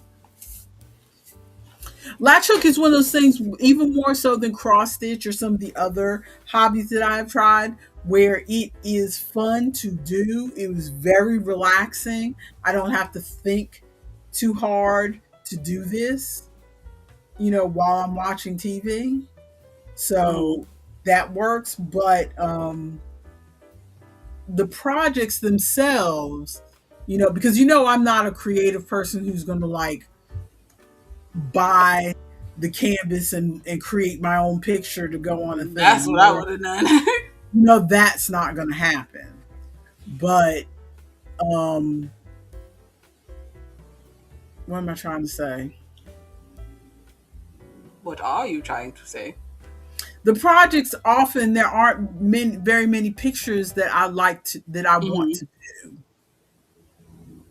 There's some other like his punch needle is another thing that I would like to try, but like there's no there's very few pictures I want to do, and there's very few practical uses Yeah, or that's why I because haven't done punch needle. I had a you punch know needle at one point. you know me, I'm a very practical in my hobbies. I don't want to just make a bunch of tchotchkes or things to sit on mantles or whatever. I do want to make a few wall hangings for the house. So Mm-hmm. I do want to do that. But for the most part, but even that has kind of a practical use. We have some bare walls in this house, and I want to make the house more homey looking. But Mm-hmm. other than that, I like to make things that that can be used: a dish towel, a table runner, know, something. Mm-hmm. And most of the designs for latch hook are not either I don't like the pictures or I don't have any use for them. But there are several pillow kits that I like. So I am going to make some throw pillows for the living room for the den. And hopefully by then I will have gotten the latch hook thing out of my system. I also want to do some this goes into the project list. Do you have some thoughts of projects for we said last week we were going to kind of think about projects or whatever we want to do for 2026? So there were two things that she said last week. One of the things was projects that we want to do in 2026, and the other thing was our favorite project from 2025. I remembered half of that. So I pulled up my favorite project that I did in 2025. Okay. Sorry, I'm pulling it back up on my phone because I forgot that I did this project this year. I definitely thought that it was last year for some reason. But my favorite thing that I made this year was the sword wall hanging. You remember? Yay. Yes, that was a good job. That was the filet crochet, right? Yes, I really like that. I'm very happy with how that turned out. Stuff to do for next year, I don't know. I've been avoiding looking at patterns and stuff because I really want to keep my brain focused on finishing this blanket for Wayne. And then outside of that, this year I'm going to start back into making amigurumis and stuff to sell at Uh-huh. markets. I don't know what markets I'm going to go to, but we'll figure it out. Sidebar, do you have a market today? Nope. Okay. I am tired Continue. though, so like if we end close to the same time because I'm tired and hungry. My stomach keeps growling. Um, Yeah, I haven't had any coffee yet. But yeah, I'm gonna start making amigurumis again. And I want to make myself a cardigan or sweater. I think that's the only other project that I want, which I've tried multiple times to make myself a cardigan. And every time I've stopped, I think part of my problem is that I keep using yarns, like special yarns. I need to get some regular old, like Red Heart, and Regular, regular. just get some regular Red Heart and just whip out a cardigan. And that way, once I've got that out of my system, that if I want to use the specialty yarns for something else, then I can, or I can use it to make a cardigan. But I need to just get some regular yarn. Hmm. So Well, that's what I'm doing. I have a project list that I made last year, and I did get a couple things. I don't really have any favorites from last year, other than I think the white half sweater shrug, whatever the girlies call it now, that I made for Mm-hmm. vacation. I got a lot of compliments on that one, so I think that may be my favorite, just because it's something that I finished and could show off, and I get to see, because most of the things that I make I give away and I never see them again. So at least I get to see this one. Mm-hmm. Um, but from my list last year, the only things that I really finished, um, I had my list is broken into three things. It's creative projects, big chore projects, and Mm-hmm. media related projects. Okay. And so last year, out of the big chores, um, I was supposed to um, I did a big cleanup in my ensuite bathroom, so I got that done. Um, Nice. and then um, I had decluttered the bedroom entertainment center, but too late because that one collapsed off the wall. So Yeah. that Yeah. I forgot that this year the TV fell off the wall. yeah. No, interrupting for just Um, a second. Ronald said his favorite thing that he made this year was the octagon shirt. He ended up making 3 or 4 of them. Yes, I remember seeing cool, those. cool. Maybe I'll make one of those. When I first saw those things, I thought I didn't like them, and now I'm kind of like, they're growing on me. I think styled correctly, they look I very think, yeah, nice. I think Let me see if I different can find some hexagons, with the examples. hexagons and the octagons. It's like, if I look at it, I'm starting to see variations where I like the sleeves better, because I think that's the Mhm. biggest thing is the sleeves. I Lovely. don't mind the sleeves. I think they look cute. The biggest thing is the sleeves. The sleeves on his look good. Mm. I've seen some where the sleeves look too bulky, or Okay. especially like on the hexagon, I've seen sleeves where they've made them big and poofy, and then they've tried to bring them in with some rib on the Ooh, arms. hate that. Don't give me a cuff sleeve ever. And so but I'm starting to see more of them where they've made some adjustments to where I like the sleeves. So it Hmm. makes me think I might want to make one. But I'd rather have a out bell of sleeve. completed items for last year, I did make um, those hats for Aunt Joanne. Mm-hmm. And then I made Terry's slippers that I Mm-hmm. just finished this month, and your father's blanket that I just finished this month. So that's really the only big things I really finished this year that were off my list. I did a lot of small things this year, but I don't even remember those. I did, and those weren't really things on my list. Those were like side projects that I kind of got distracted by. Mm-hmm. For this year's list 2026, I've got the Avatar blankets, Just keep that on a recurring. the Avatar blankets, and slippers for Terry's sister Kelly because she wants a pair of slippers. She comes and picks me up because Terry doesn't like to drive in Friday rush hour traffic. So Mm-hmm. her sister picks me up on Fridays on her way from home from work Mm. when I go over there. So she wants a pair of the slippers that I made Terry. So I'm gonna make a pair of those slippers, and I'm gonna make her a scarf. I don't know what kind of scarf yet, You but make I one of those mesh scarves. They work out real quick. they do. Um, I have a lot of chores under my big chore list. I want to clean out my office closet. I want to clean that. I want to declutter that bookshelf that's in the den. I don't want I to think want, about chores. yeah, I want to declutter my bedside table more. I want to clean out under the ensuite sink. The Mm-hmm. kitchen sink I can take out because that all that stuff got pulled out because there was a leak under the sink. Ooh, got it That, taken care of for you. so that's gone. And I cleaned out the utensil drawer in the kitchen, so I can cross Look that one at off. you. Getting more things Okay. done than you thought. So I've got to declutter under my bed and declutter this office. I halfway did this, but I want to really Yeah, if I declutter. had any kind of big chore item, it would be to clean my office. That's what's Yeah. on the other side of this wall where I normally stream, is to clean my office. And my media related, because we're about to go into our media stuff. I do have to do yarn news though. But my Mm. media related is I want to declutter my Netflix queue again. I went Not through it a again. few months. I went through it a few months ago, but I think I'm gonna go scorched earth this time and just really take everything off the list. Because just seeing the list there makes me feel guilty, and because I'm not really, I feel like I should watch some of that stuff because I put it on the list.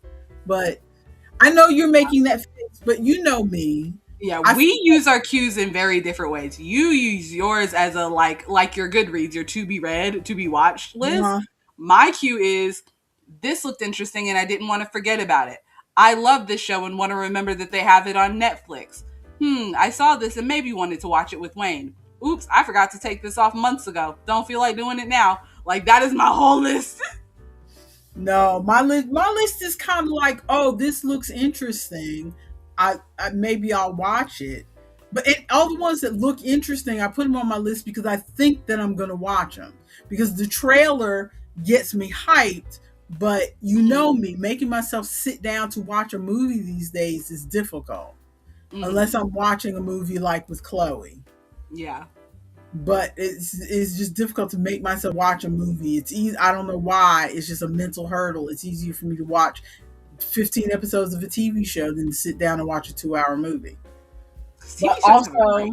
also, I want to start reading from my Goodreads TBR, and this is a good time of year to do that because I'm kind of at that point where all the authors I like, their next books in their series aren't coming out till like June, Hmm. and I'm just kind of fumbling around trying to find something to read. That's how I got stuck with Rizzed Up by My Alien Neighbor. Throw it out. So I'm gonna start, and also my TBR has a lot more nonfiction on it. Hmm. So I periodically I go through this thing where I want to kind of get out of my rut of constantly reading romance and try reading something else because Hmm. I have enjoyed reading memoirs and nonfiction and stuff like that in the past, but for the past 10 plus years, I've stuck purely with romance. Hmm. So I'm going to go scorched earth. I'm either going to read it or delete it. And Ari I've says always, he's with you on the movie thing. It's hard to start watching a movie. yeah. Yeah, it's just, I don't know. It's just like I don't want to really invest myself in that emotion right now. I want something light. Yep. But You also, could I watch want to TikTok. play. I have a bunch of games on a lot of different platforms, but right now I'm focused on that Ukraine bundle that we Hmm. both bought from itch.io. Like 6 years ago or something. Yeah. So, I mean, we bought it right when the Ukraine war started. Yeah. So, I want because it hit me that there are things in there that aren't just video games. There are a lot of like one shot role playing games, which I don't play Hmm. those, but Ooh, maybe I, we should have a stream that. I think there's some I ain't also some even Chloe. so Let's see. yeah, I get you. Ooh, and Bobby says that she's writing about Mary Todd Lincoln, a dramatization of her life. That interesting. that is an endeavor. That And would require too much historical research for me. Ari says he thinks being able to stop after 20 to 40 minutes versus having to sit for the yeah, Yep. yeah. And, but The but the natural funny stopping point.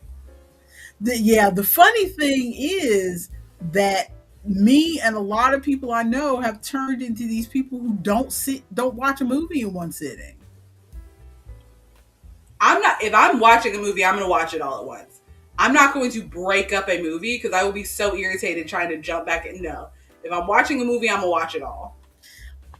I've been doing that a lot with Chloe because by the time she wakes up to come in there for us to watch a movie, I mean we have a set time because your father's gonna be home at 10:30.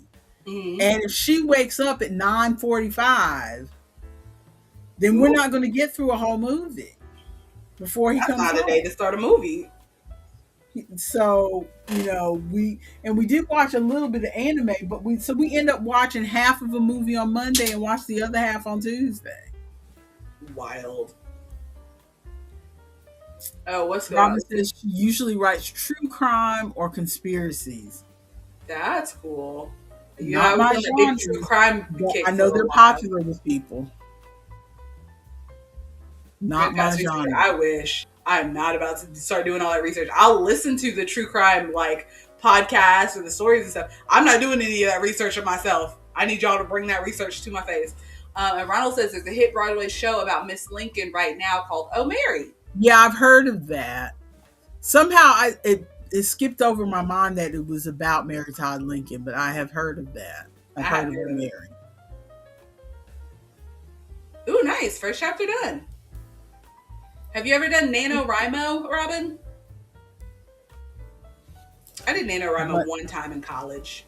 and our one bit of yarn news, I hate to be influencing um Ronald, Ronald, but if did you you know could this is bring going that directly? screen, if you could bring that screen in for me, Oh, yep. Let me. because you know you do a better job at it than I do. I had it full screen. Let's see. Do this. Do no, not that. Do that. It's much harder on my laptop. All The right. Let's check our newest, email. the newest all-in-one is here. Ooh, another all-in-one. Hearts, Valentine's Day. hearts. They said they getting ready for Valentine's Day. Also, another sidebar. Sorry, circling back to my terrible job interview yesterday. She asked me, "Oh, are there like why are you asking this in an interview?" She asked me, "Oh, are there any big like holiday days that you're going to need off cuz like Christmas is one of our biggest holidays and then Valentine's Day is our second biggest holiday." And I'm like, I don't usually need most of the holidays off, but I usually do try to take Valentine's Day off because Valentine's Day, my anniversary, and my birthday are all within the same week. So I usually try to take that whole week off if possible. And she's like, "Oh, you wouldn't be able to get the 14th, but you could maybe do some days around that. We could talk about it." And I'm like, "Yeah, that's something we could talk about later on down the road." I'm like, first of all, it's not even January yet. It is still December. Second of all, I don't like you and don't know if I want this job. Seriously. Like, why are you asking me Seriously. what days off I need when you haven't even done the background check, girlie? What if I was a criminal? That's why I say I feel like people don't know how to interview. They don't know what to say in the interview because she's already skipping ahead as if you already have the job to ask you about what kind of time you want to take off. It's like Right? So wild. I don't know you yet. Ronald's saying they But need to stop, but Ronald, you know you're about to buy at least one skein of this. You know you're about to buy at least one skein and make a bag with this, Ronald. they have the crochet lots of love blanket, the wrapped in love cardigan. You don't like the orange one? Only $5 for you and your sweetheart. What? $5 a skein? I'm wondering because let's see what the collection looks like. Yeah, $5 a skein or $5 for that blanket pattern that you definitely don't need a pattern for.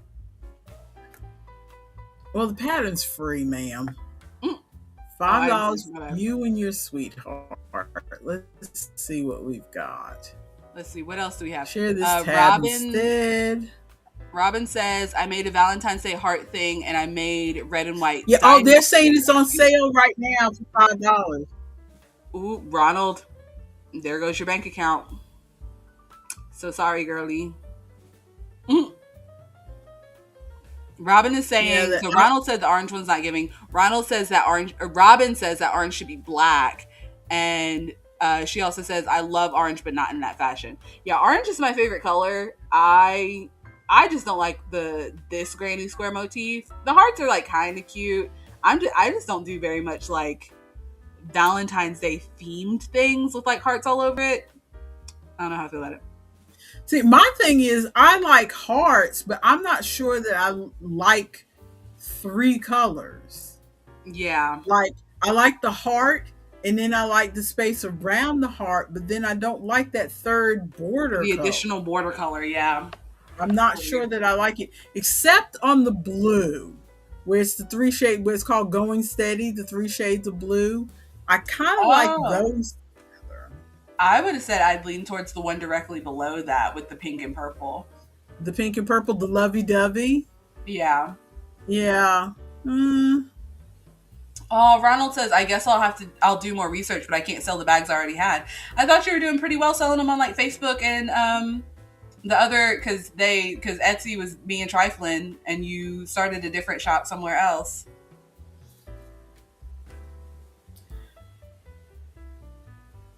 So while he's responding to that, these are the patterns that they're showing for the sweetheart yarn. The bag is usual, just like they have for the other one. Yeah. The cardigan with hearts.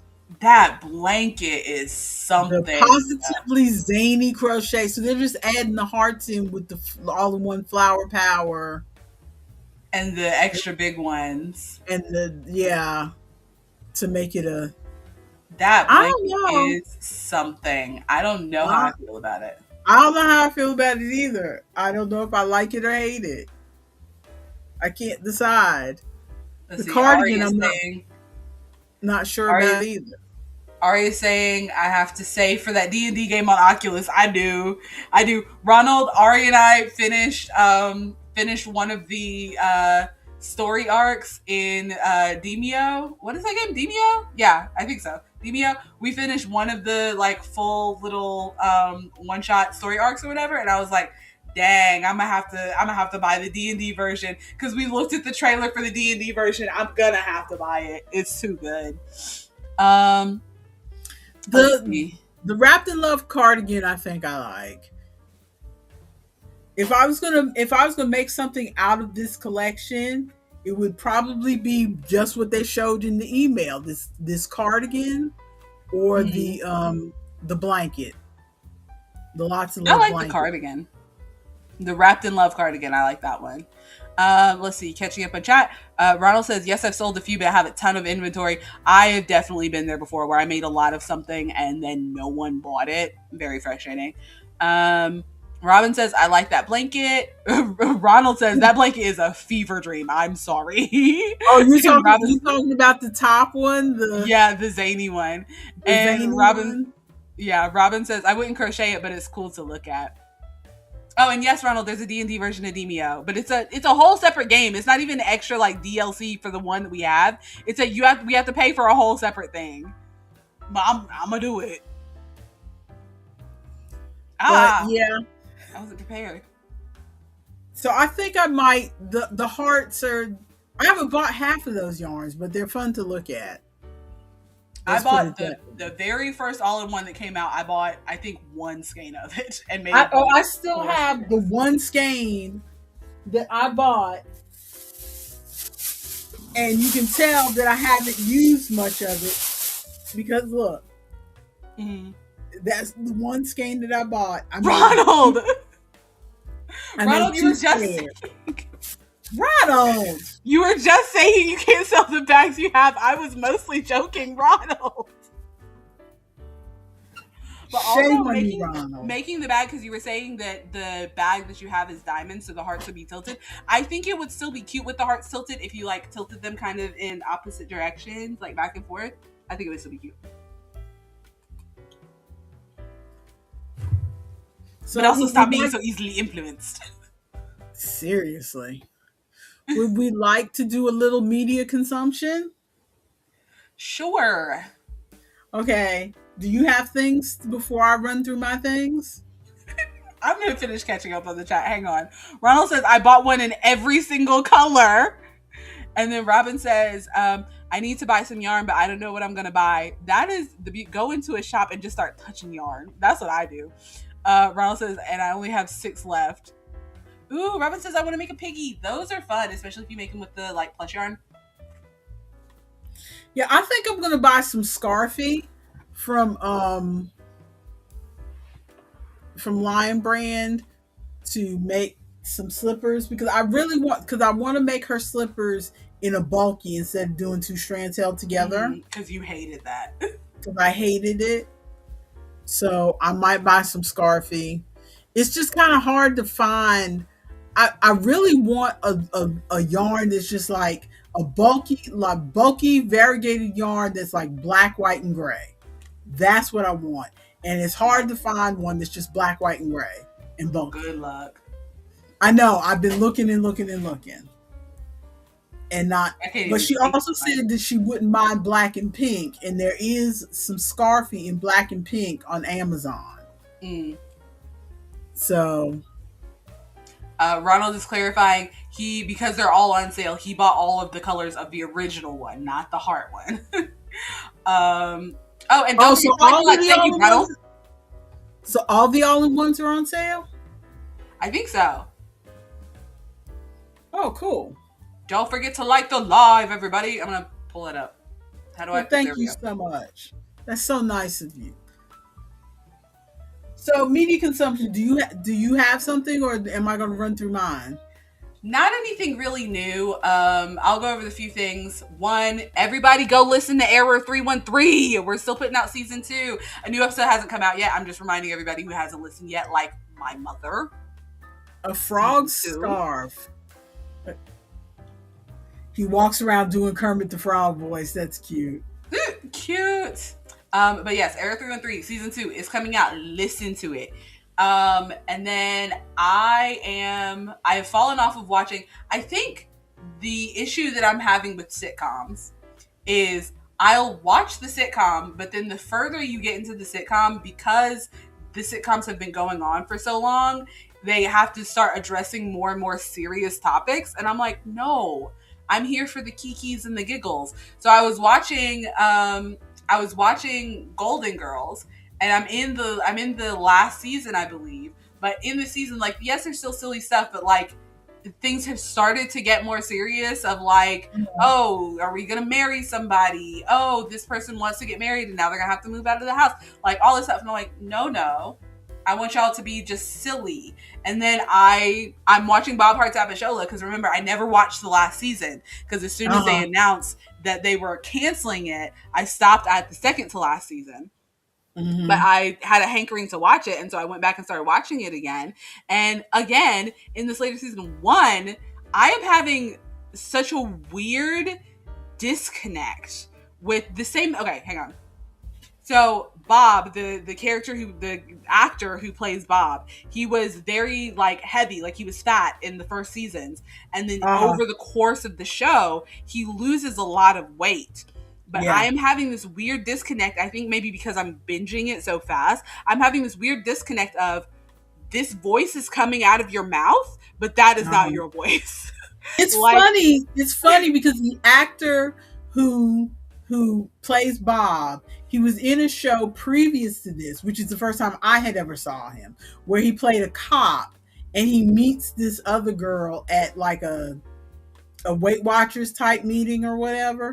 So they're both fat, and part of the early stuff was them trying to lose weight, and Uh-huh. I mean there was other stuff, going on, but the weight thing was initially a good part of the beginning thing. And it's just funny to me that he was on a show about being fat, never lost any weight. That show ran several seasons. Mm-hmm. And now That's what I Bob would Hart's say, Mike and Molly. Mike Molly, thank you, Robin. Bob Hart's Abishola, it had nothing to do with his weight. And To then be he fair, he loses all the started the weight. show by having a heart attack. True, but that's they don't say specifically that's about his weight. Yeah, they said the heart attack was because of the stress of working at his store, so it wasn't even really Yeah. related to his weight. But he Yeah. loses all this weight, and now I feel like I'm Because hearing his voice. the actor in real life discovered he had diabetes or something, and that's Oh, how I didn't know that. Yeah, that's why he lost all that weight. But yeah, it's such a weird disconnect. I had the same issue when I was watching Frozen the first time, because everybody else I was watching and I was like, okay, that's Anna, that's Olaf, that's Kristoff. But then every time anytime came out of Elsa's mouth, I'm like, that may be an animated Elsa face. That's Idina Menzel. Uh-huh. That is not Elsa. That is Idina Menzel. It's such a weird disconnect. It doesn't happen very often, but it was enough. But yeah, so I am like still kind of stuck in the last season of Golden Girls, kind of stuck in the last season of Bob Hearts Abishola because everything's getting so serious. Because Uncle Tunde in Bob Hearts Abishola just had an accident because it wasn't a serious accident. He was perfectly fine, but he had an accident because he's getting older. And they're saying that he doesn't need to drive anymore because he confused the brake and the gas pedal. Like, he just got confused. And I'm like, I don't want to hear any of this. Go back to being silly and selling socks. Yeah. So I've switched to yet another sitcom, and I'm back to watching The Neighborhood. So you sound serious. A little bit like me, not necessarily with sitcoms though, but with other dramas. Because like I was watching and I used to do this back in the day. I did this particularly back in the day with One Life to Live, when they killed off a character that I really liked. It was a very shock kind of thing that they did, and I stopped watching the show and I never went back to watching it. Mm-hmm. And I did the same thing. I find myself as an adult, I do that more and more often, especially now that there's so many streaming services and things. Yep. It's like there's no need to go back and finish watching it because I can go watch something else. Mm-hmm. I can just go back watch it whenever I feel like it. If they do something I don't like, I can go watch something else. And I have found that I did that with Marvelous Mrs. Maisel. Mm-hmm. I found that I did that with Chicago Hope. Mm-hmm. Not Chicago Hope. Because Chicago Hope was the show on CBS many years ago.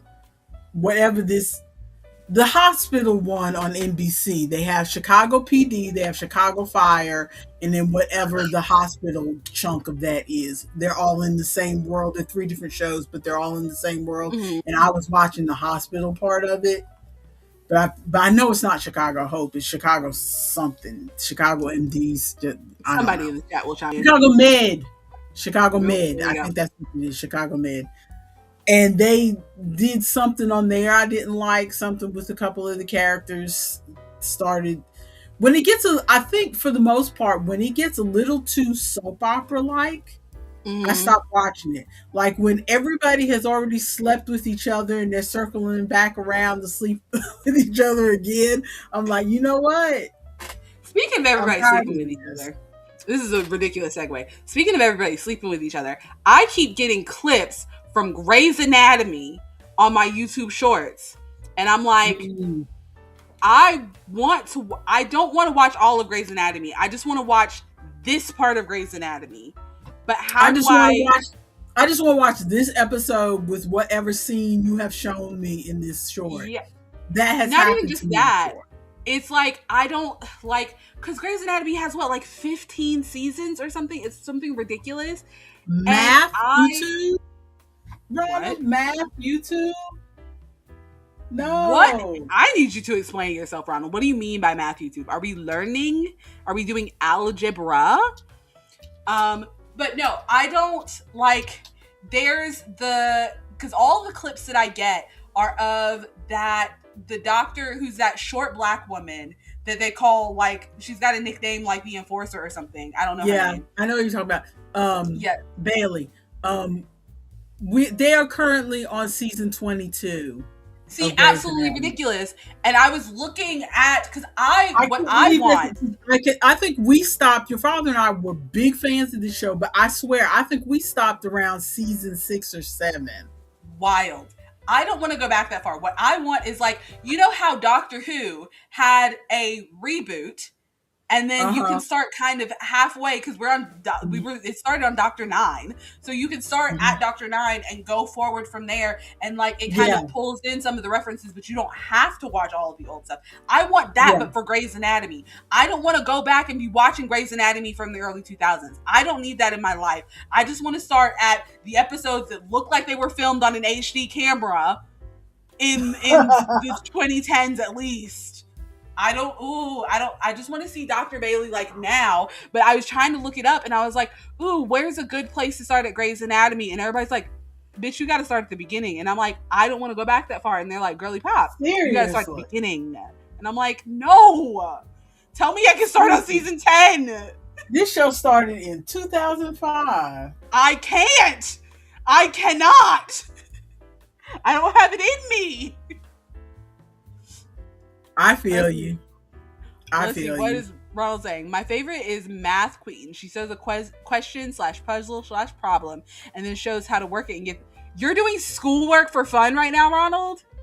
Seriously, you're going to school and also not even the fun part of school. You're going to math school for fun? No. I can't. No, sir. No. Not in this house. No. We don't do math for fun in this house. Doing math for fun. Crazy talk. Wasting your YouTube time on math. Well, one of the things that has interested me is these Christmas dump in the bowl videos. Have you seen these? Does his face look like I've seen those? What are you talking about? I don't know. I never knew that this was a thing. And I saw something tangentially related on yesterday. And I was like, people give different things for Christmas than I realized, or maybe it's something about this. Okay, now say that sexy, Ronald. I love when she works a quadratic. I'm gonna do it. I'm a voice actor. I love when she works a quadratic equation. Ooh, and my throat still hurts. That was bad. But basically, it's like a whole group of it's adults. And it's like maybe friends or like adult brother and sisters or whatever. And the whole video, I watched a long one the other day, but I've seen more than one of these where somebody walks up and says, I'm Uncle Robert, and these are handy wipes. And then he dumps into the bowl, a whole bag full of like wipes. And so everybody takes a package of wipes and they put that on their stack.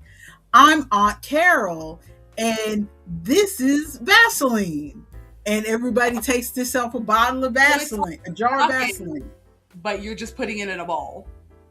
Yeah, it's like you're giving stocking stuffers, but instead of stuffing everybody's stockings, you just put it in a bowl and everybody grabs it. You have a whole box, the whole bag of it, and you dump it in the bowl and everybody just kind of takes it. And it's like, I'm Cheryl and I hope one of y'all wins the lottery, and she dumps a stack of lottery tickets in the bowl.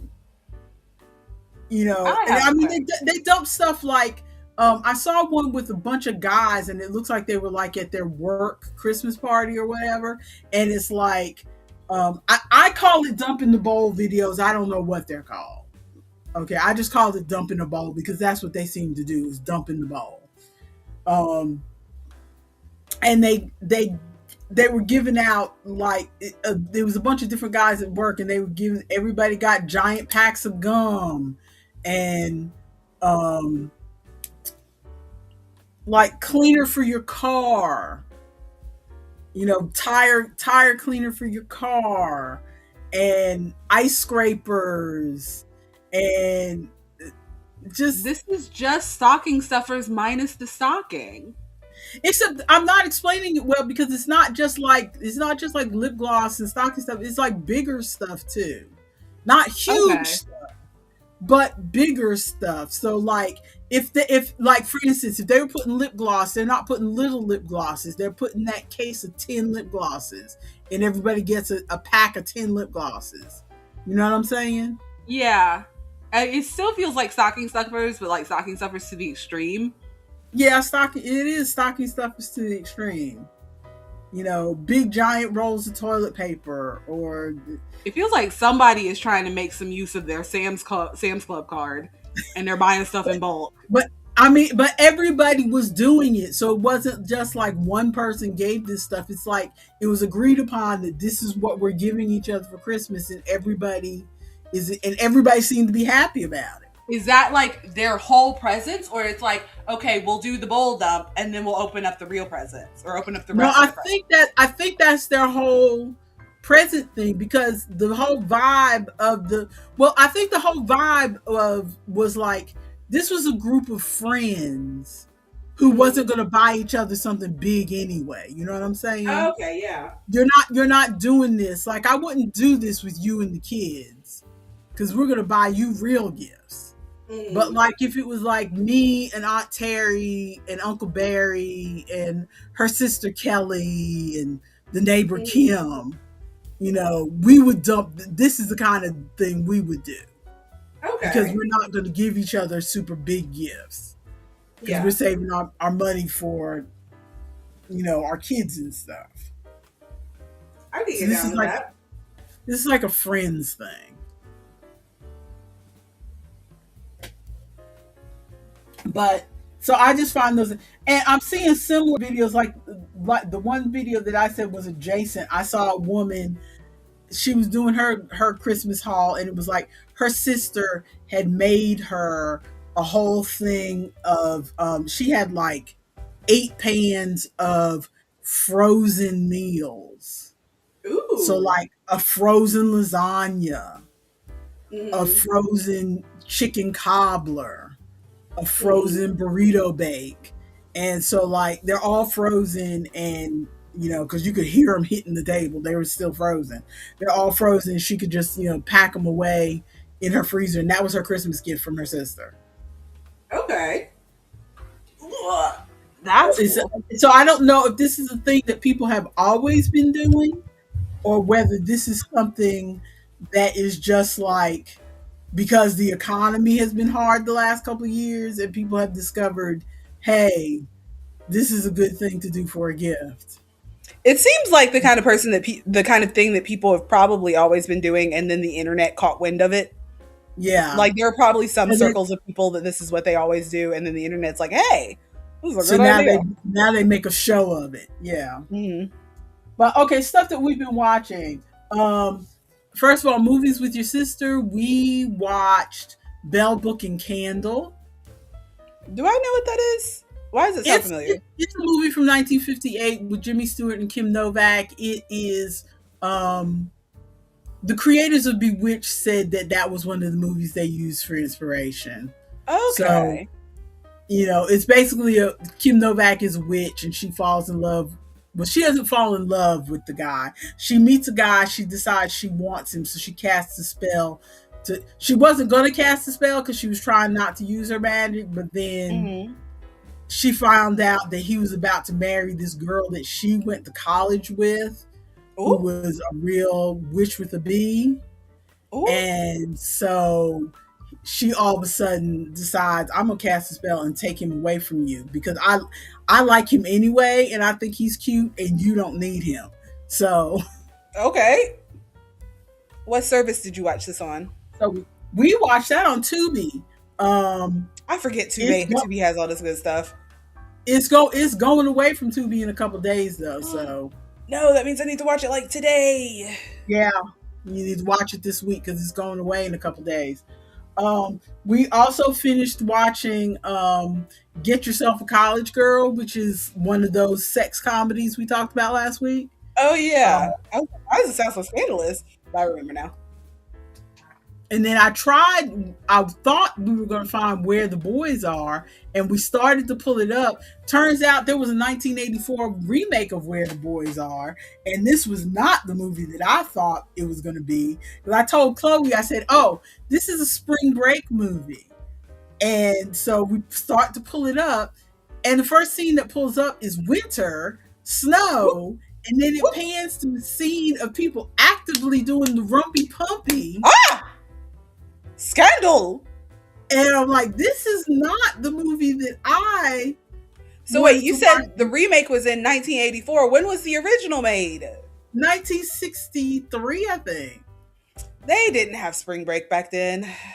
They did have spring break in the 60s. Stop it. Impossible.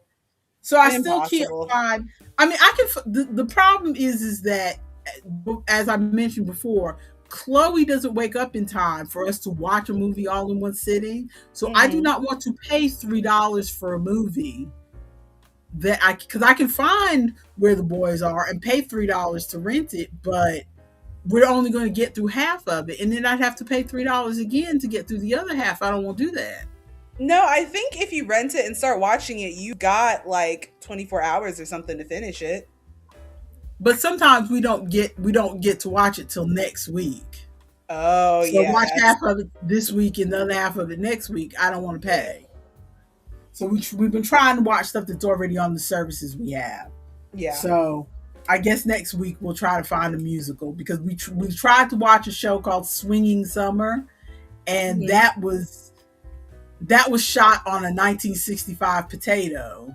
Ooh. And I asked her, we got halfway through it, and I asked her, "Do you want to finish watching this next week?" She said, "Maybe we'll find a musical." Which it's hard for Chloe because Chloe will agree with whatever you say to Yes, her. I can picture So, the exact face.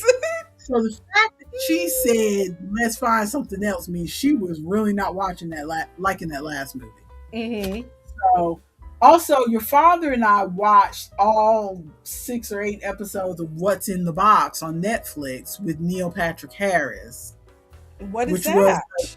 it was like a limited edition.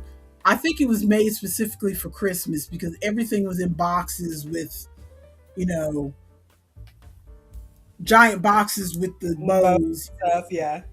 The whole set Sorry, I looked know like I need to watch it. the whole set looked Christmas adjacent, but they didn't have a tree up. But Okay. you know what I'm saying? Yeah, yeah. It was it Holiday was themed. like it could pass for Christmas, but if you're watching it in June, you're not gonna go, "Oh, this is Christmas." But if you're Hmm. watching it in December, it's like this is kind of Christmassy. That's where it falls. Hmm. But it was a game show where you have to answer trivia questions and then pick numbers to try to figure out a 3-word phrase so that you can get the item that's in the box. So And many the moving item parts. What? and the items in the box are like, and it's like there's like 6 couples or 8 couples Uh. that are all playing. And so it's like the same group of couples for the whole 6 episodes. It's not like we have 6 couples for this episode and then 6 new couples for this. You know what I'm saying? Yeah. It carries through for the whole 6 episodes. And it's like you have a question, like, how many miles is it from California to New York?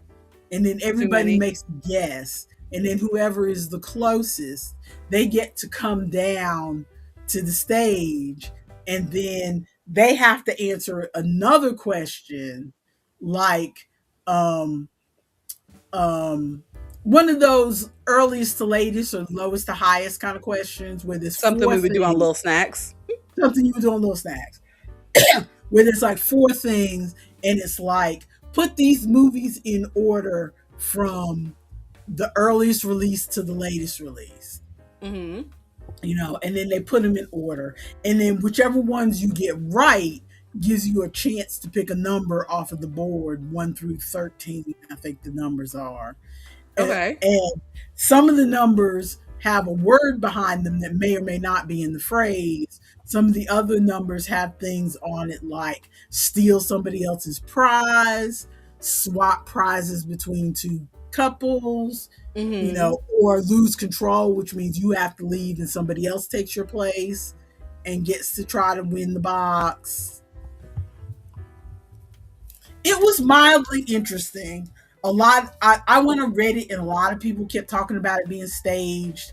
And I was so close to making a Reddit comment. I never make Reddit comments, but I was so Mm-hmm. close to making a Reddit comment because I'm like, do you not know history? Do you not understand that there was a whole quiz show scandal in the 1950s? So they now have regulation where it's illegal to rig these contests, Mm. game shows, because everybody was talking about it's rigged. I'm not gonna watch it. It's rigged. It's awful. It's rigged. It's rigged. Some people are just bitter for no reason. What do Yeah, you mean rigged? Sometimes people just know stuff. yeah. Well, no, I think mainly what they were saying was because in modern day, instead of having a thing a thing that flips like on Wheel of Fortune or whatever, Yeah. you have a digital screen. So when somebody picks Yeah. a number, Then it and just people are pops up like, on the screen. it pops up on the screen, and people are like, oh, there's somebody in the back putting something behind that number that they picked at the last minute so that it'll increase drama and whatever. I'm like, whatever. It was Okay. mildly interesting. It killed some time. It was the kind of show where your father and I, because when he gets home at 10:30, we watch 1 hour of something, technically 45 minutes if you count the ad breaks.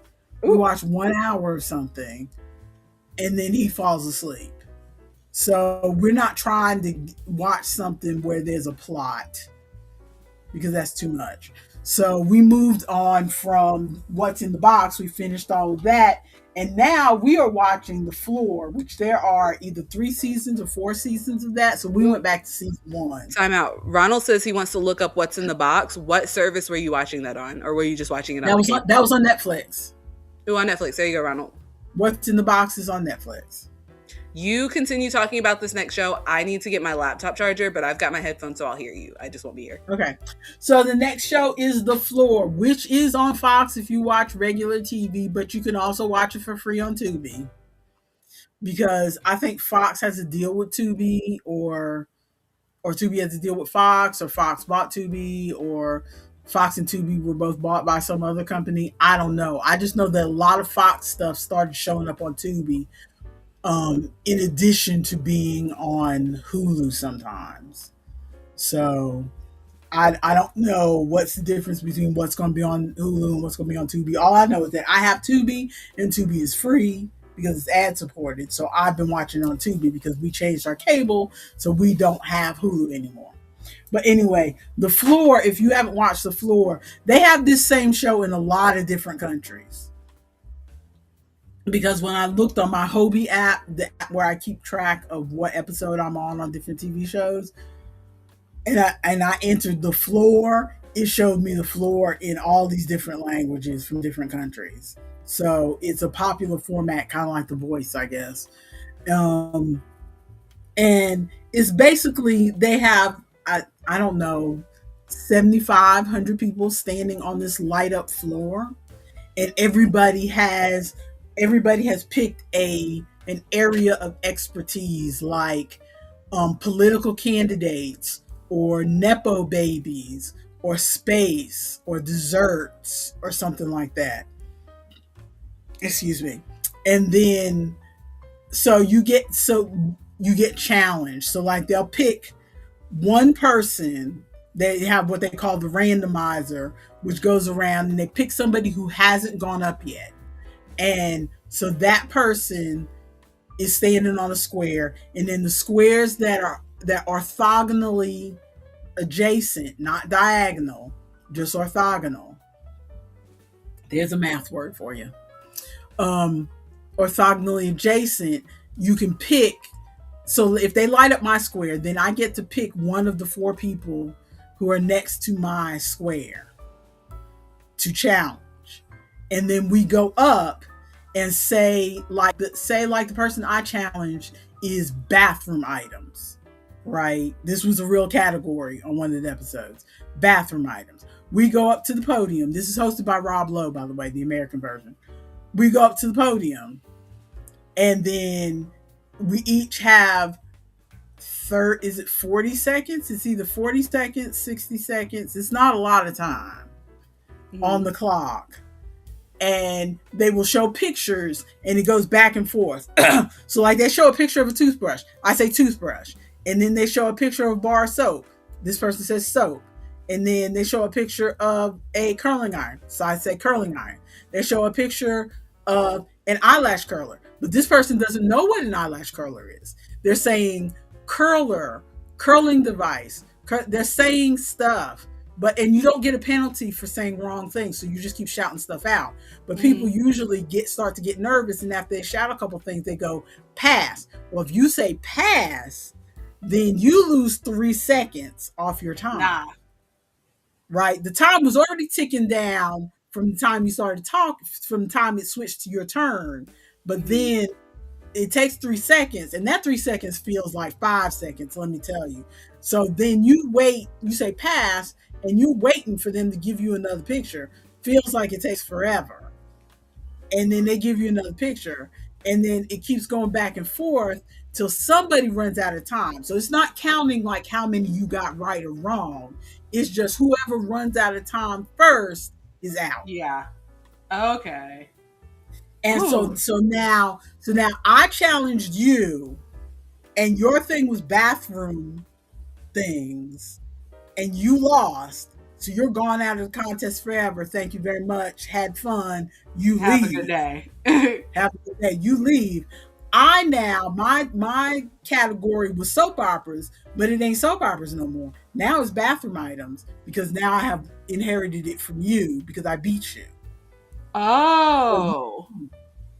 Okay. And the floor that you were on, like, here's my square. I challenged you because to your square, I've lost you. So now these two squares are together.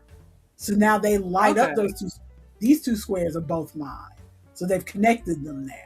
Okay. So when you look, and they show an overhead view of the floor periodically. And so you see it's starting to look like Tetris, because we're like 7 episodes in. It's starting to look like Tetris, because like there's people who have where all 12, there's people who have like 12 things.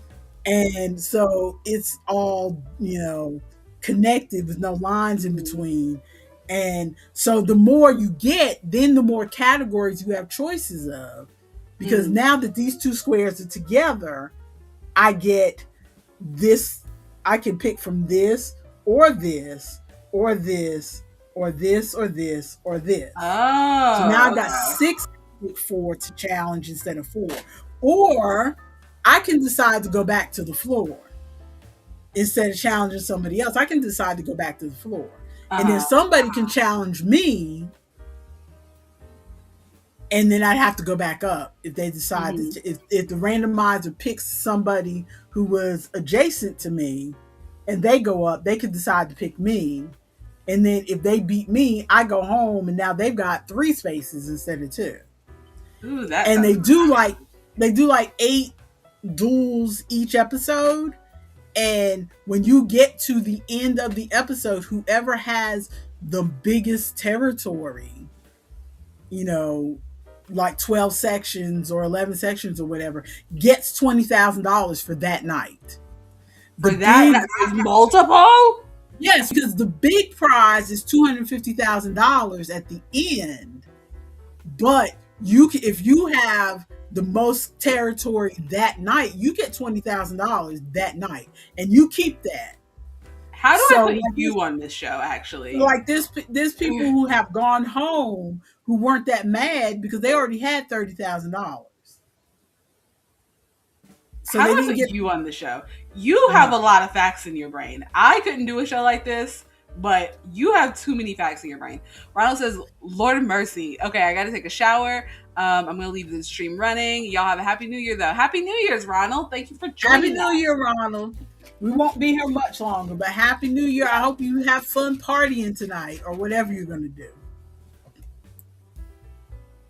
So But yeah, so it's like, if somebody, like, say somebody has 6 squares and then somebody with 1 square challenges them and then beats them, do they acquire all 6 of those squares? mm-hmm.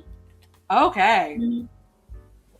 So if one beats 6, then 6 goes home, Mm-hmm. and 1 now has 7. Okay.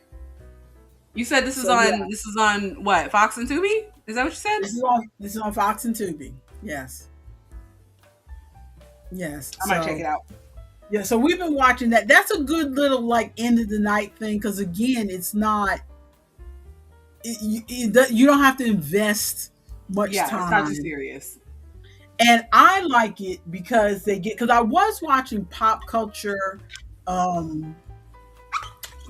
Jeopardy on Prime, but that irritated me because I don't like to hear the host doing a lot of chatter with the guests. Mm-hmm. Because that's awkward for me. I have that cringe secondhand embarrassment. Yeah. Listening to people trying to be funny or whatever. I just the host should be funny. The guest doesn't have to be funny. But on Pop Culture Jeopardy, the host, the way he asks the questions, it kind of encourages It's like he's setting up a joke for somebody. Yeah, he kind of encourages the guests to kind of, tell their little jokey story or whatever of, I don't know how to explain it. Like they always ask people like, so I hear that your hobby is stuffing dead squirrels. How did you get into that? I'm like, I don't want to hear about you talking about stuffing dead squirrels. That's cringy already. Not you putting down people's hobbies. Let them stuff those dead squirrels. It's always something cringy they ask them about. And then listening to them tell the story. If I was on one of these shows, what would they ask me about? I don't know. I hear that you think that you are an elf. And I am. It's cringy. Whereas Rob Lowe, he makes a little bit of patter, but he doesn't ask them about their strange hobbies or how did you get into this or nothing like that because they got 8 duels to do. They don't have time. Yeah. They do just enough pitter patter for it to be interesting and then keep going. It's not uncomfortable for me. I don't know how else to explain it. It's just that on shows like Jeopardy, they do a little too much chatting to where it's uncomfortable for me. And this is the same Rob Lowe that was in 911 Lone Star, correct? Oh yeah, and he makes jokes about it too. Mr. 911 Lone Star. Because it was still on the air when the first season that we're watching was on. So he makes jokes about it. I need to go see it. So yeah, I mean it's just little side jokes about it's just cute. He's just funny enough that it's not uncomfortable. Hopefully I like him better than I did in 911 Lone Star. Truly, 911 Lone Star, he was the last person I wanted to hear from. Yeah. I liked everything on 911 Lone Star except when they started having his storylines, and I don't dislike him. Yeah, but he was a decent actor, but his storylines were boring. I'm like, okay, you have trouble talking to people about your emotions. Okay, you have issues with your ex-wife and also your son. Like, chill. I want to know what's going on with this trans firefighter and also this Muslim firefighter. And why is there lava in Texas? Yes. Yes, I wanted to follow everything else other than what they were talking about with Rob Lowe. I think the problem is they made everything around, because like in any other show, he would probably be interesting, but they made everything else around him so much more interesting that he was just a boring straight white man. Like everything around him was so interesting that I'm like, I could find you anywhere. give me something else. Yeah, yeah. But yeah, I like him on this show, so it's it's a game show that we can watch and it's not uncomfortable. Mm. So, oh, we watched Next Level Baker. Did I mention that last week? I don't think so. I think I might have because we talked about how Possibly. Gordon Ramsay doesn't yell at people anymore. Yes, yes, you did. You did. Yeah, yeah. Because we So had yeah, that whole conversation about Taskmaster. yeah, because Next Level Baker was only 3 episodes, so we finished that.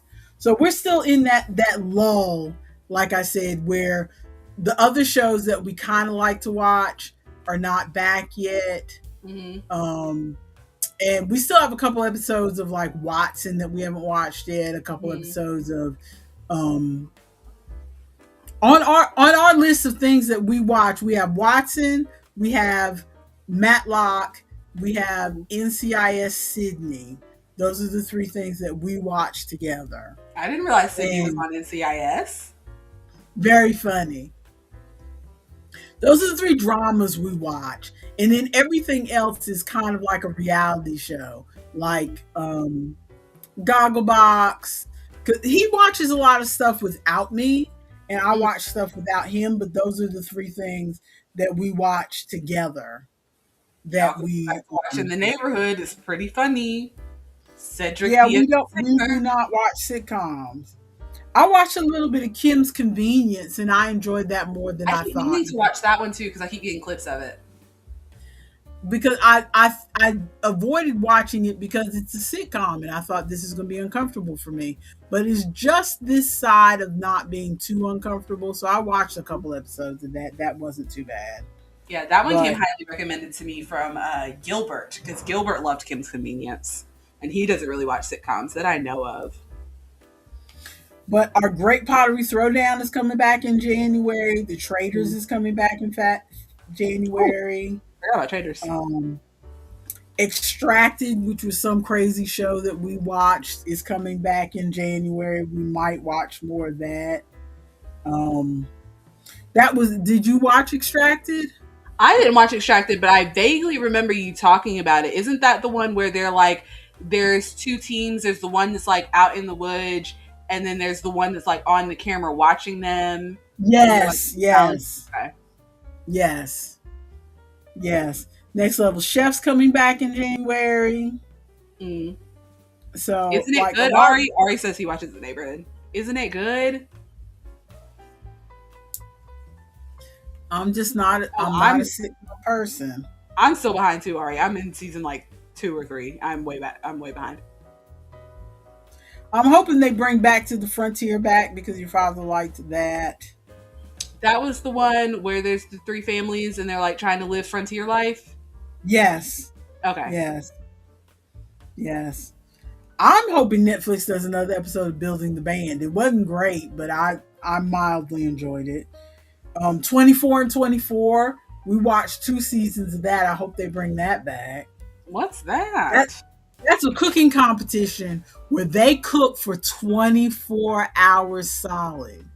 If you win a couple things, you might get to go rest for an hour, but you are up for 24 hours. Have we reached the point where reality TV is actually torture? Are we living in an episode of Black Mirror? Is this legal? We enjoyed it. We enjoyed it. Crime Scene Kitchen, I enjoy. I don't Oh, know I if they're remember going you to bring talking that about that back. I don't know if they're going to bring that back. While we're talking about shows, competition shows they need to bring back, I'm never gonna stop talking about Who Done It. Never. It was I so good. know. I It was so good. know. I'm kind of hoping they bring back Got to Get Out, even though that was trashy too. I don't think I Do remember you that. remember Got to Get Out? I don't think so. That was a reality show that came on this year, if I'm not mistaken.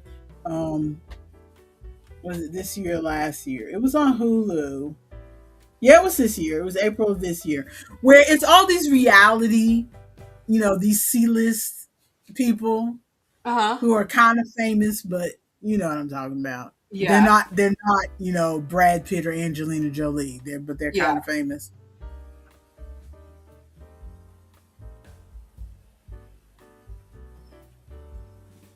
I'm reading Ari. Okay. Yeah, I'm trying to read it Um, too.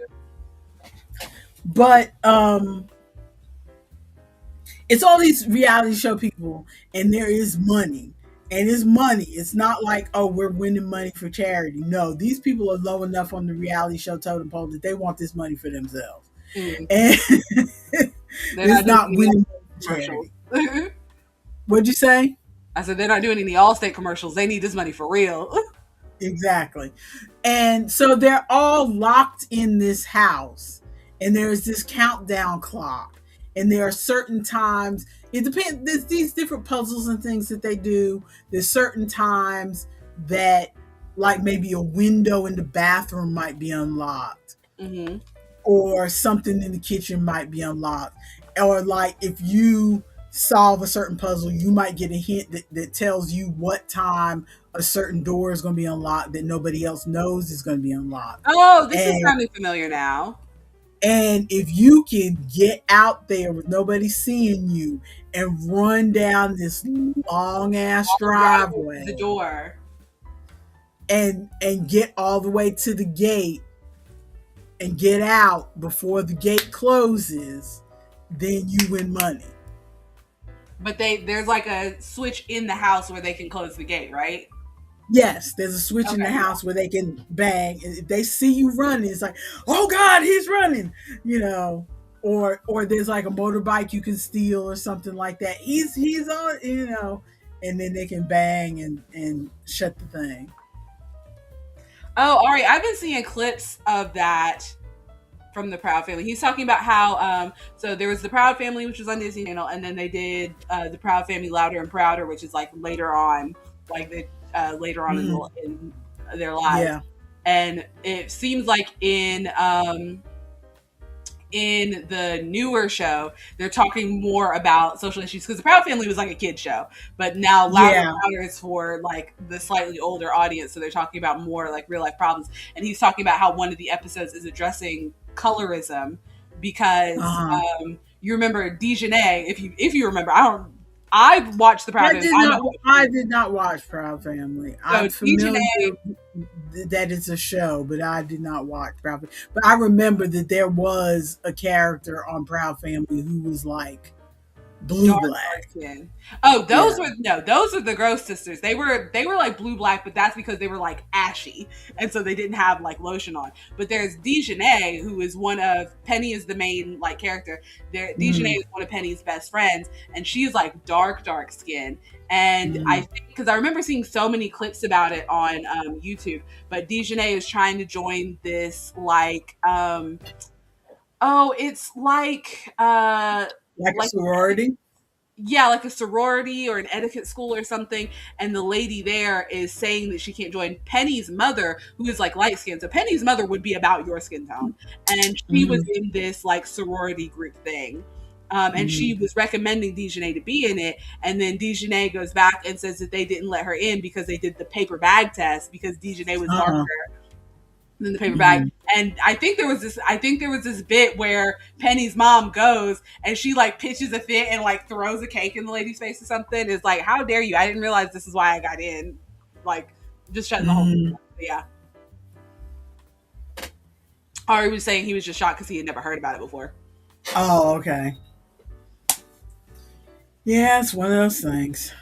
Yup. But I think that's pretty much everything that I watched. So I'm probably just gonna watch more of The Floor because we've got like 4 seasons of it. Although I think your father's gonna get tired of it after this season's over, because Mhm. it's like it's the same people. Because they start out with 100 people, so like it's the same people for this whole season. So you kind of get invested. Yeah. But once That's we the get kind to of the show end, that I can watch. Like, if the people that I like are still there, I'll watch it. But as yeah, soon as all the people that I like are gone, I'm like, I don't need to see what happens with the rest of y'all. Unless I'm watching that it with somebody. Like, if you and I were watching together, then I might like hate watch it and like who are they gonna let win this game? But like watching um, by myself, I'm like, nah, I have no desire to watch that's it anymore. that's how I am about shows like The Voice. That's why I don't even start watching The Voice anymore, because it's like I know that I enjoy the auditions, and then if somebody I like gets through, they're probably going to get eliminated early, because that's what happens every season that I've ever watched of The Voice. The people that I like get eliminated early, Because the people because I that always I like like the are people. usually like the chill, normal, sometimes a little quirky kind of person. And Mhm. the people that make it are the people that like, I fought for my mama and she died and she wanted to see me on this show and I'm gonna cut out all the haters and like real dramatic. Well, no, the people I like that get eliminated are the people who, like, their taste in music is more like jazz, or Mm. like 1940s, or like, somebody will get on a crooner style singing Frank Sinatra songs, It's and not, they'll get not on yeah. singing that, but then they don't let them finish singing that. They Mhm. make them sing modern music, and then they get eliminated. Which is And so, wild because if just they, just like on when I used to watch So You Think You Can Dance, they'd always let one or two tap dancers in, but then they're like, and you need to learn those were usually contemporary real fast. those yeah, the tap dancers were usually my favorite, but then the tap dancers don't get to stay; Hmm. they get voted off. And so I lose interest, because it all melds together into contemporary modern music. Just like I don't like contemporary romance novels. I'm not necessarily interested in somebody who's just singing pop music, Yeah. but that's what the show is about. So that's why I stopped watching it. If I won $1 billion, I would start I would bankroll a reality show where you could sing, but you are not allowed to sing anything past 1975. And I feel like I want to see what y'all do with that.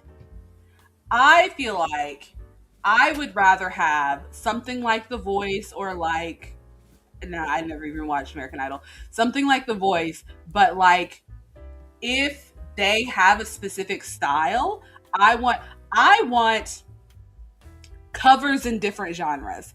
Like pop goes punk and postmodern jukebox and stuff like that. Like Uh, you came on singing like 40s jazz or whatever, then every song that you sing, we're gonna pick the song and you're gonna figure out how to make it 40s jazz. We're gonna mm-hmm. pick the song and you're gonna figure out how to make it pop punk. I want that. I want a show that's a bunch of Yes. different covers of songs in different genres.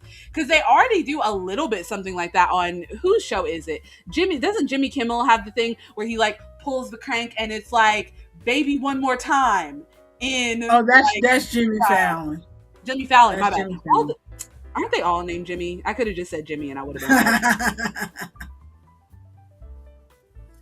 But yeah, I just Actually, scratch that. If once I had $1 billion, I'd bring back Who Done It. that's true. If you had $1 billion, you bring back Who Done It.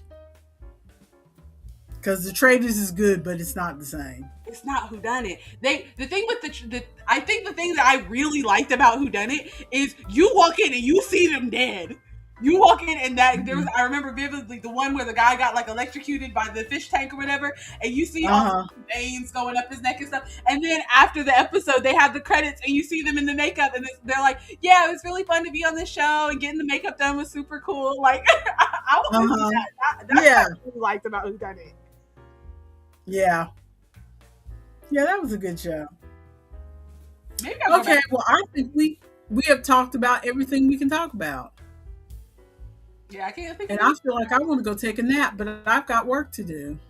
I need to get up off this floor. I don't know why I thought I could do a whole live stream down here. I'm sure you saw me shifting all over the place. Yeah, I saw you laying back on your chair like this is one of those podcasts. Over here lounging. Yep. Like one of those My leg podcasts hurts. that I see sometimes. Because my leg hurts, and where you are, I can't put my leg over here to stretch. Oh, poor baby. Okay, if you made it this far, like, subscribe, hit the notification bell for the new year. Ring in the new year with the notification bell. And what comment? Which show would you rather be on? If both of us got $1 billion, would you be on her No Music Before the 1970s show, or would you be on Who Done It when I bring it back? Who Done It? Yes, that's a good comment. That's a good comment. Which one you gonna be on? But The singing show or Who Done It? we hope you enjoy yourself on the new year, whether you're going to be drinking a glass of champagne or ringing it in what do they call those church services where you spend all Oh, night in church? the Watch night. thank you. Watch night. Unless you're going to a watch night service or sitting at home drinking champagne, we hope you enjoy your new year. See you next week. Bye. I wasn't prepared. I gotta click the button.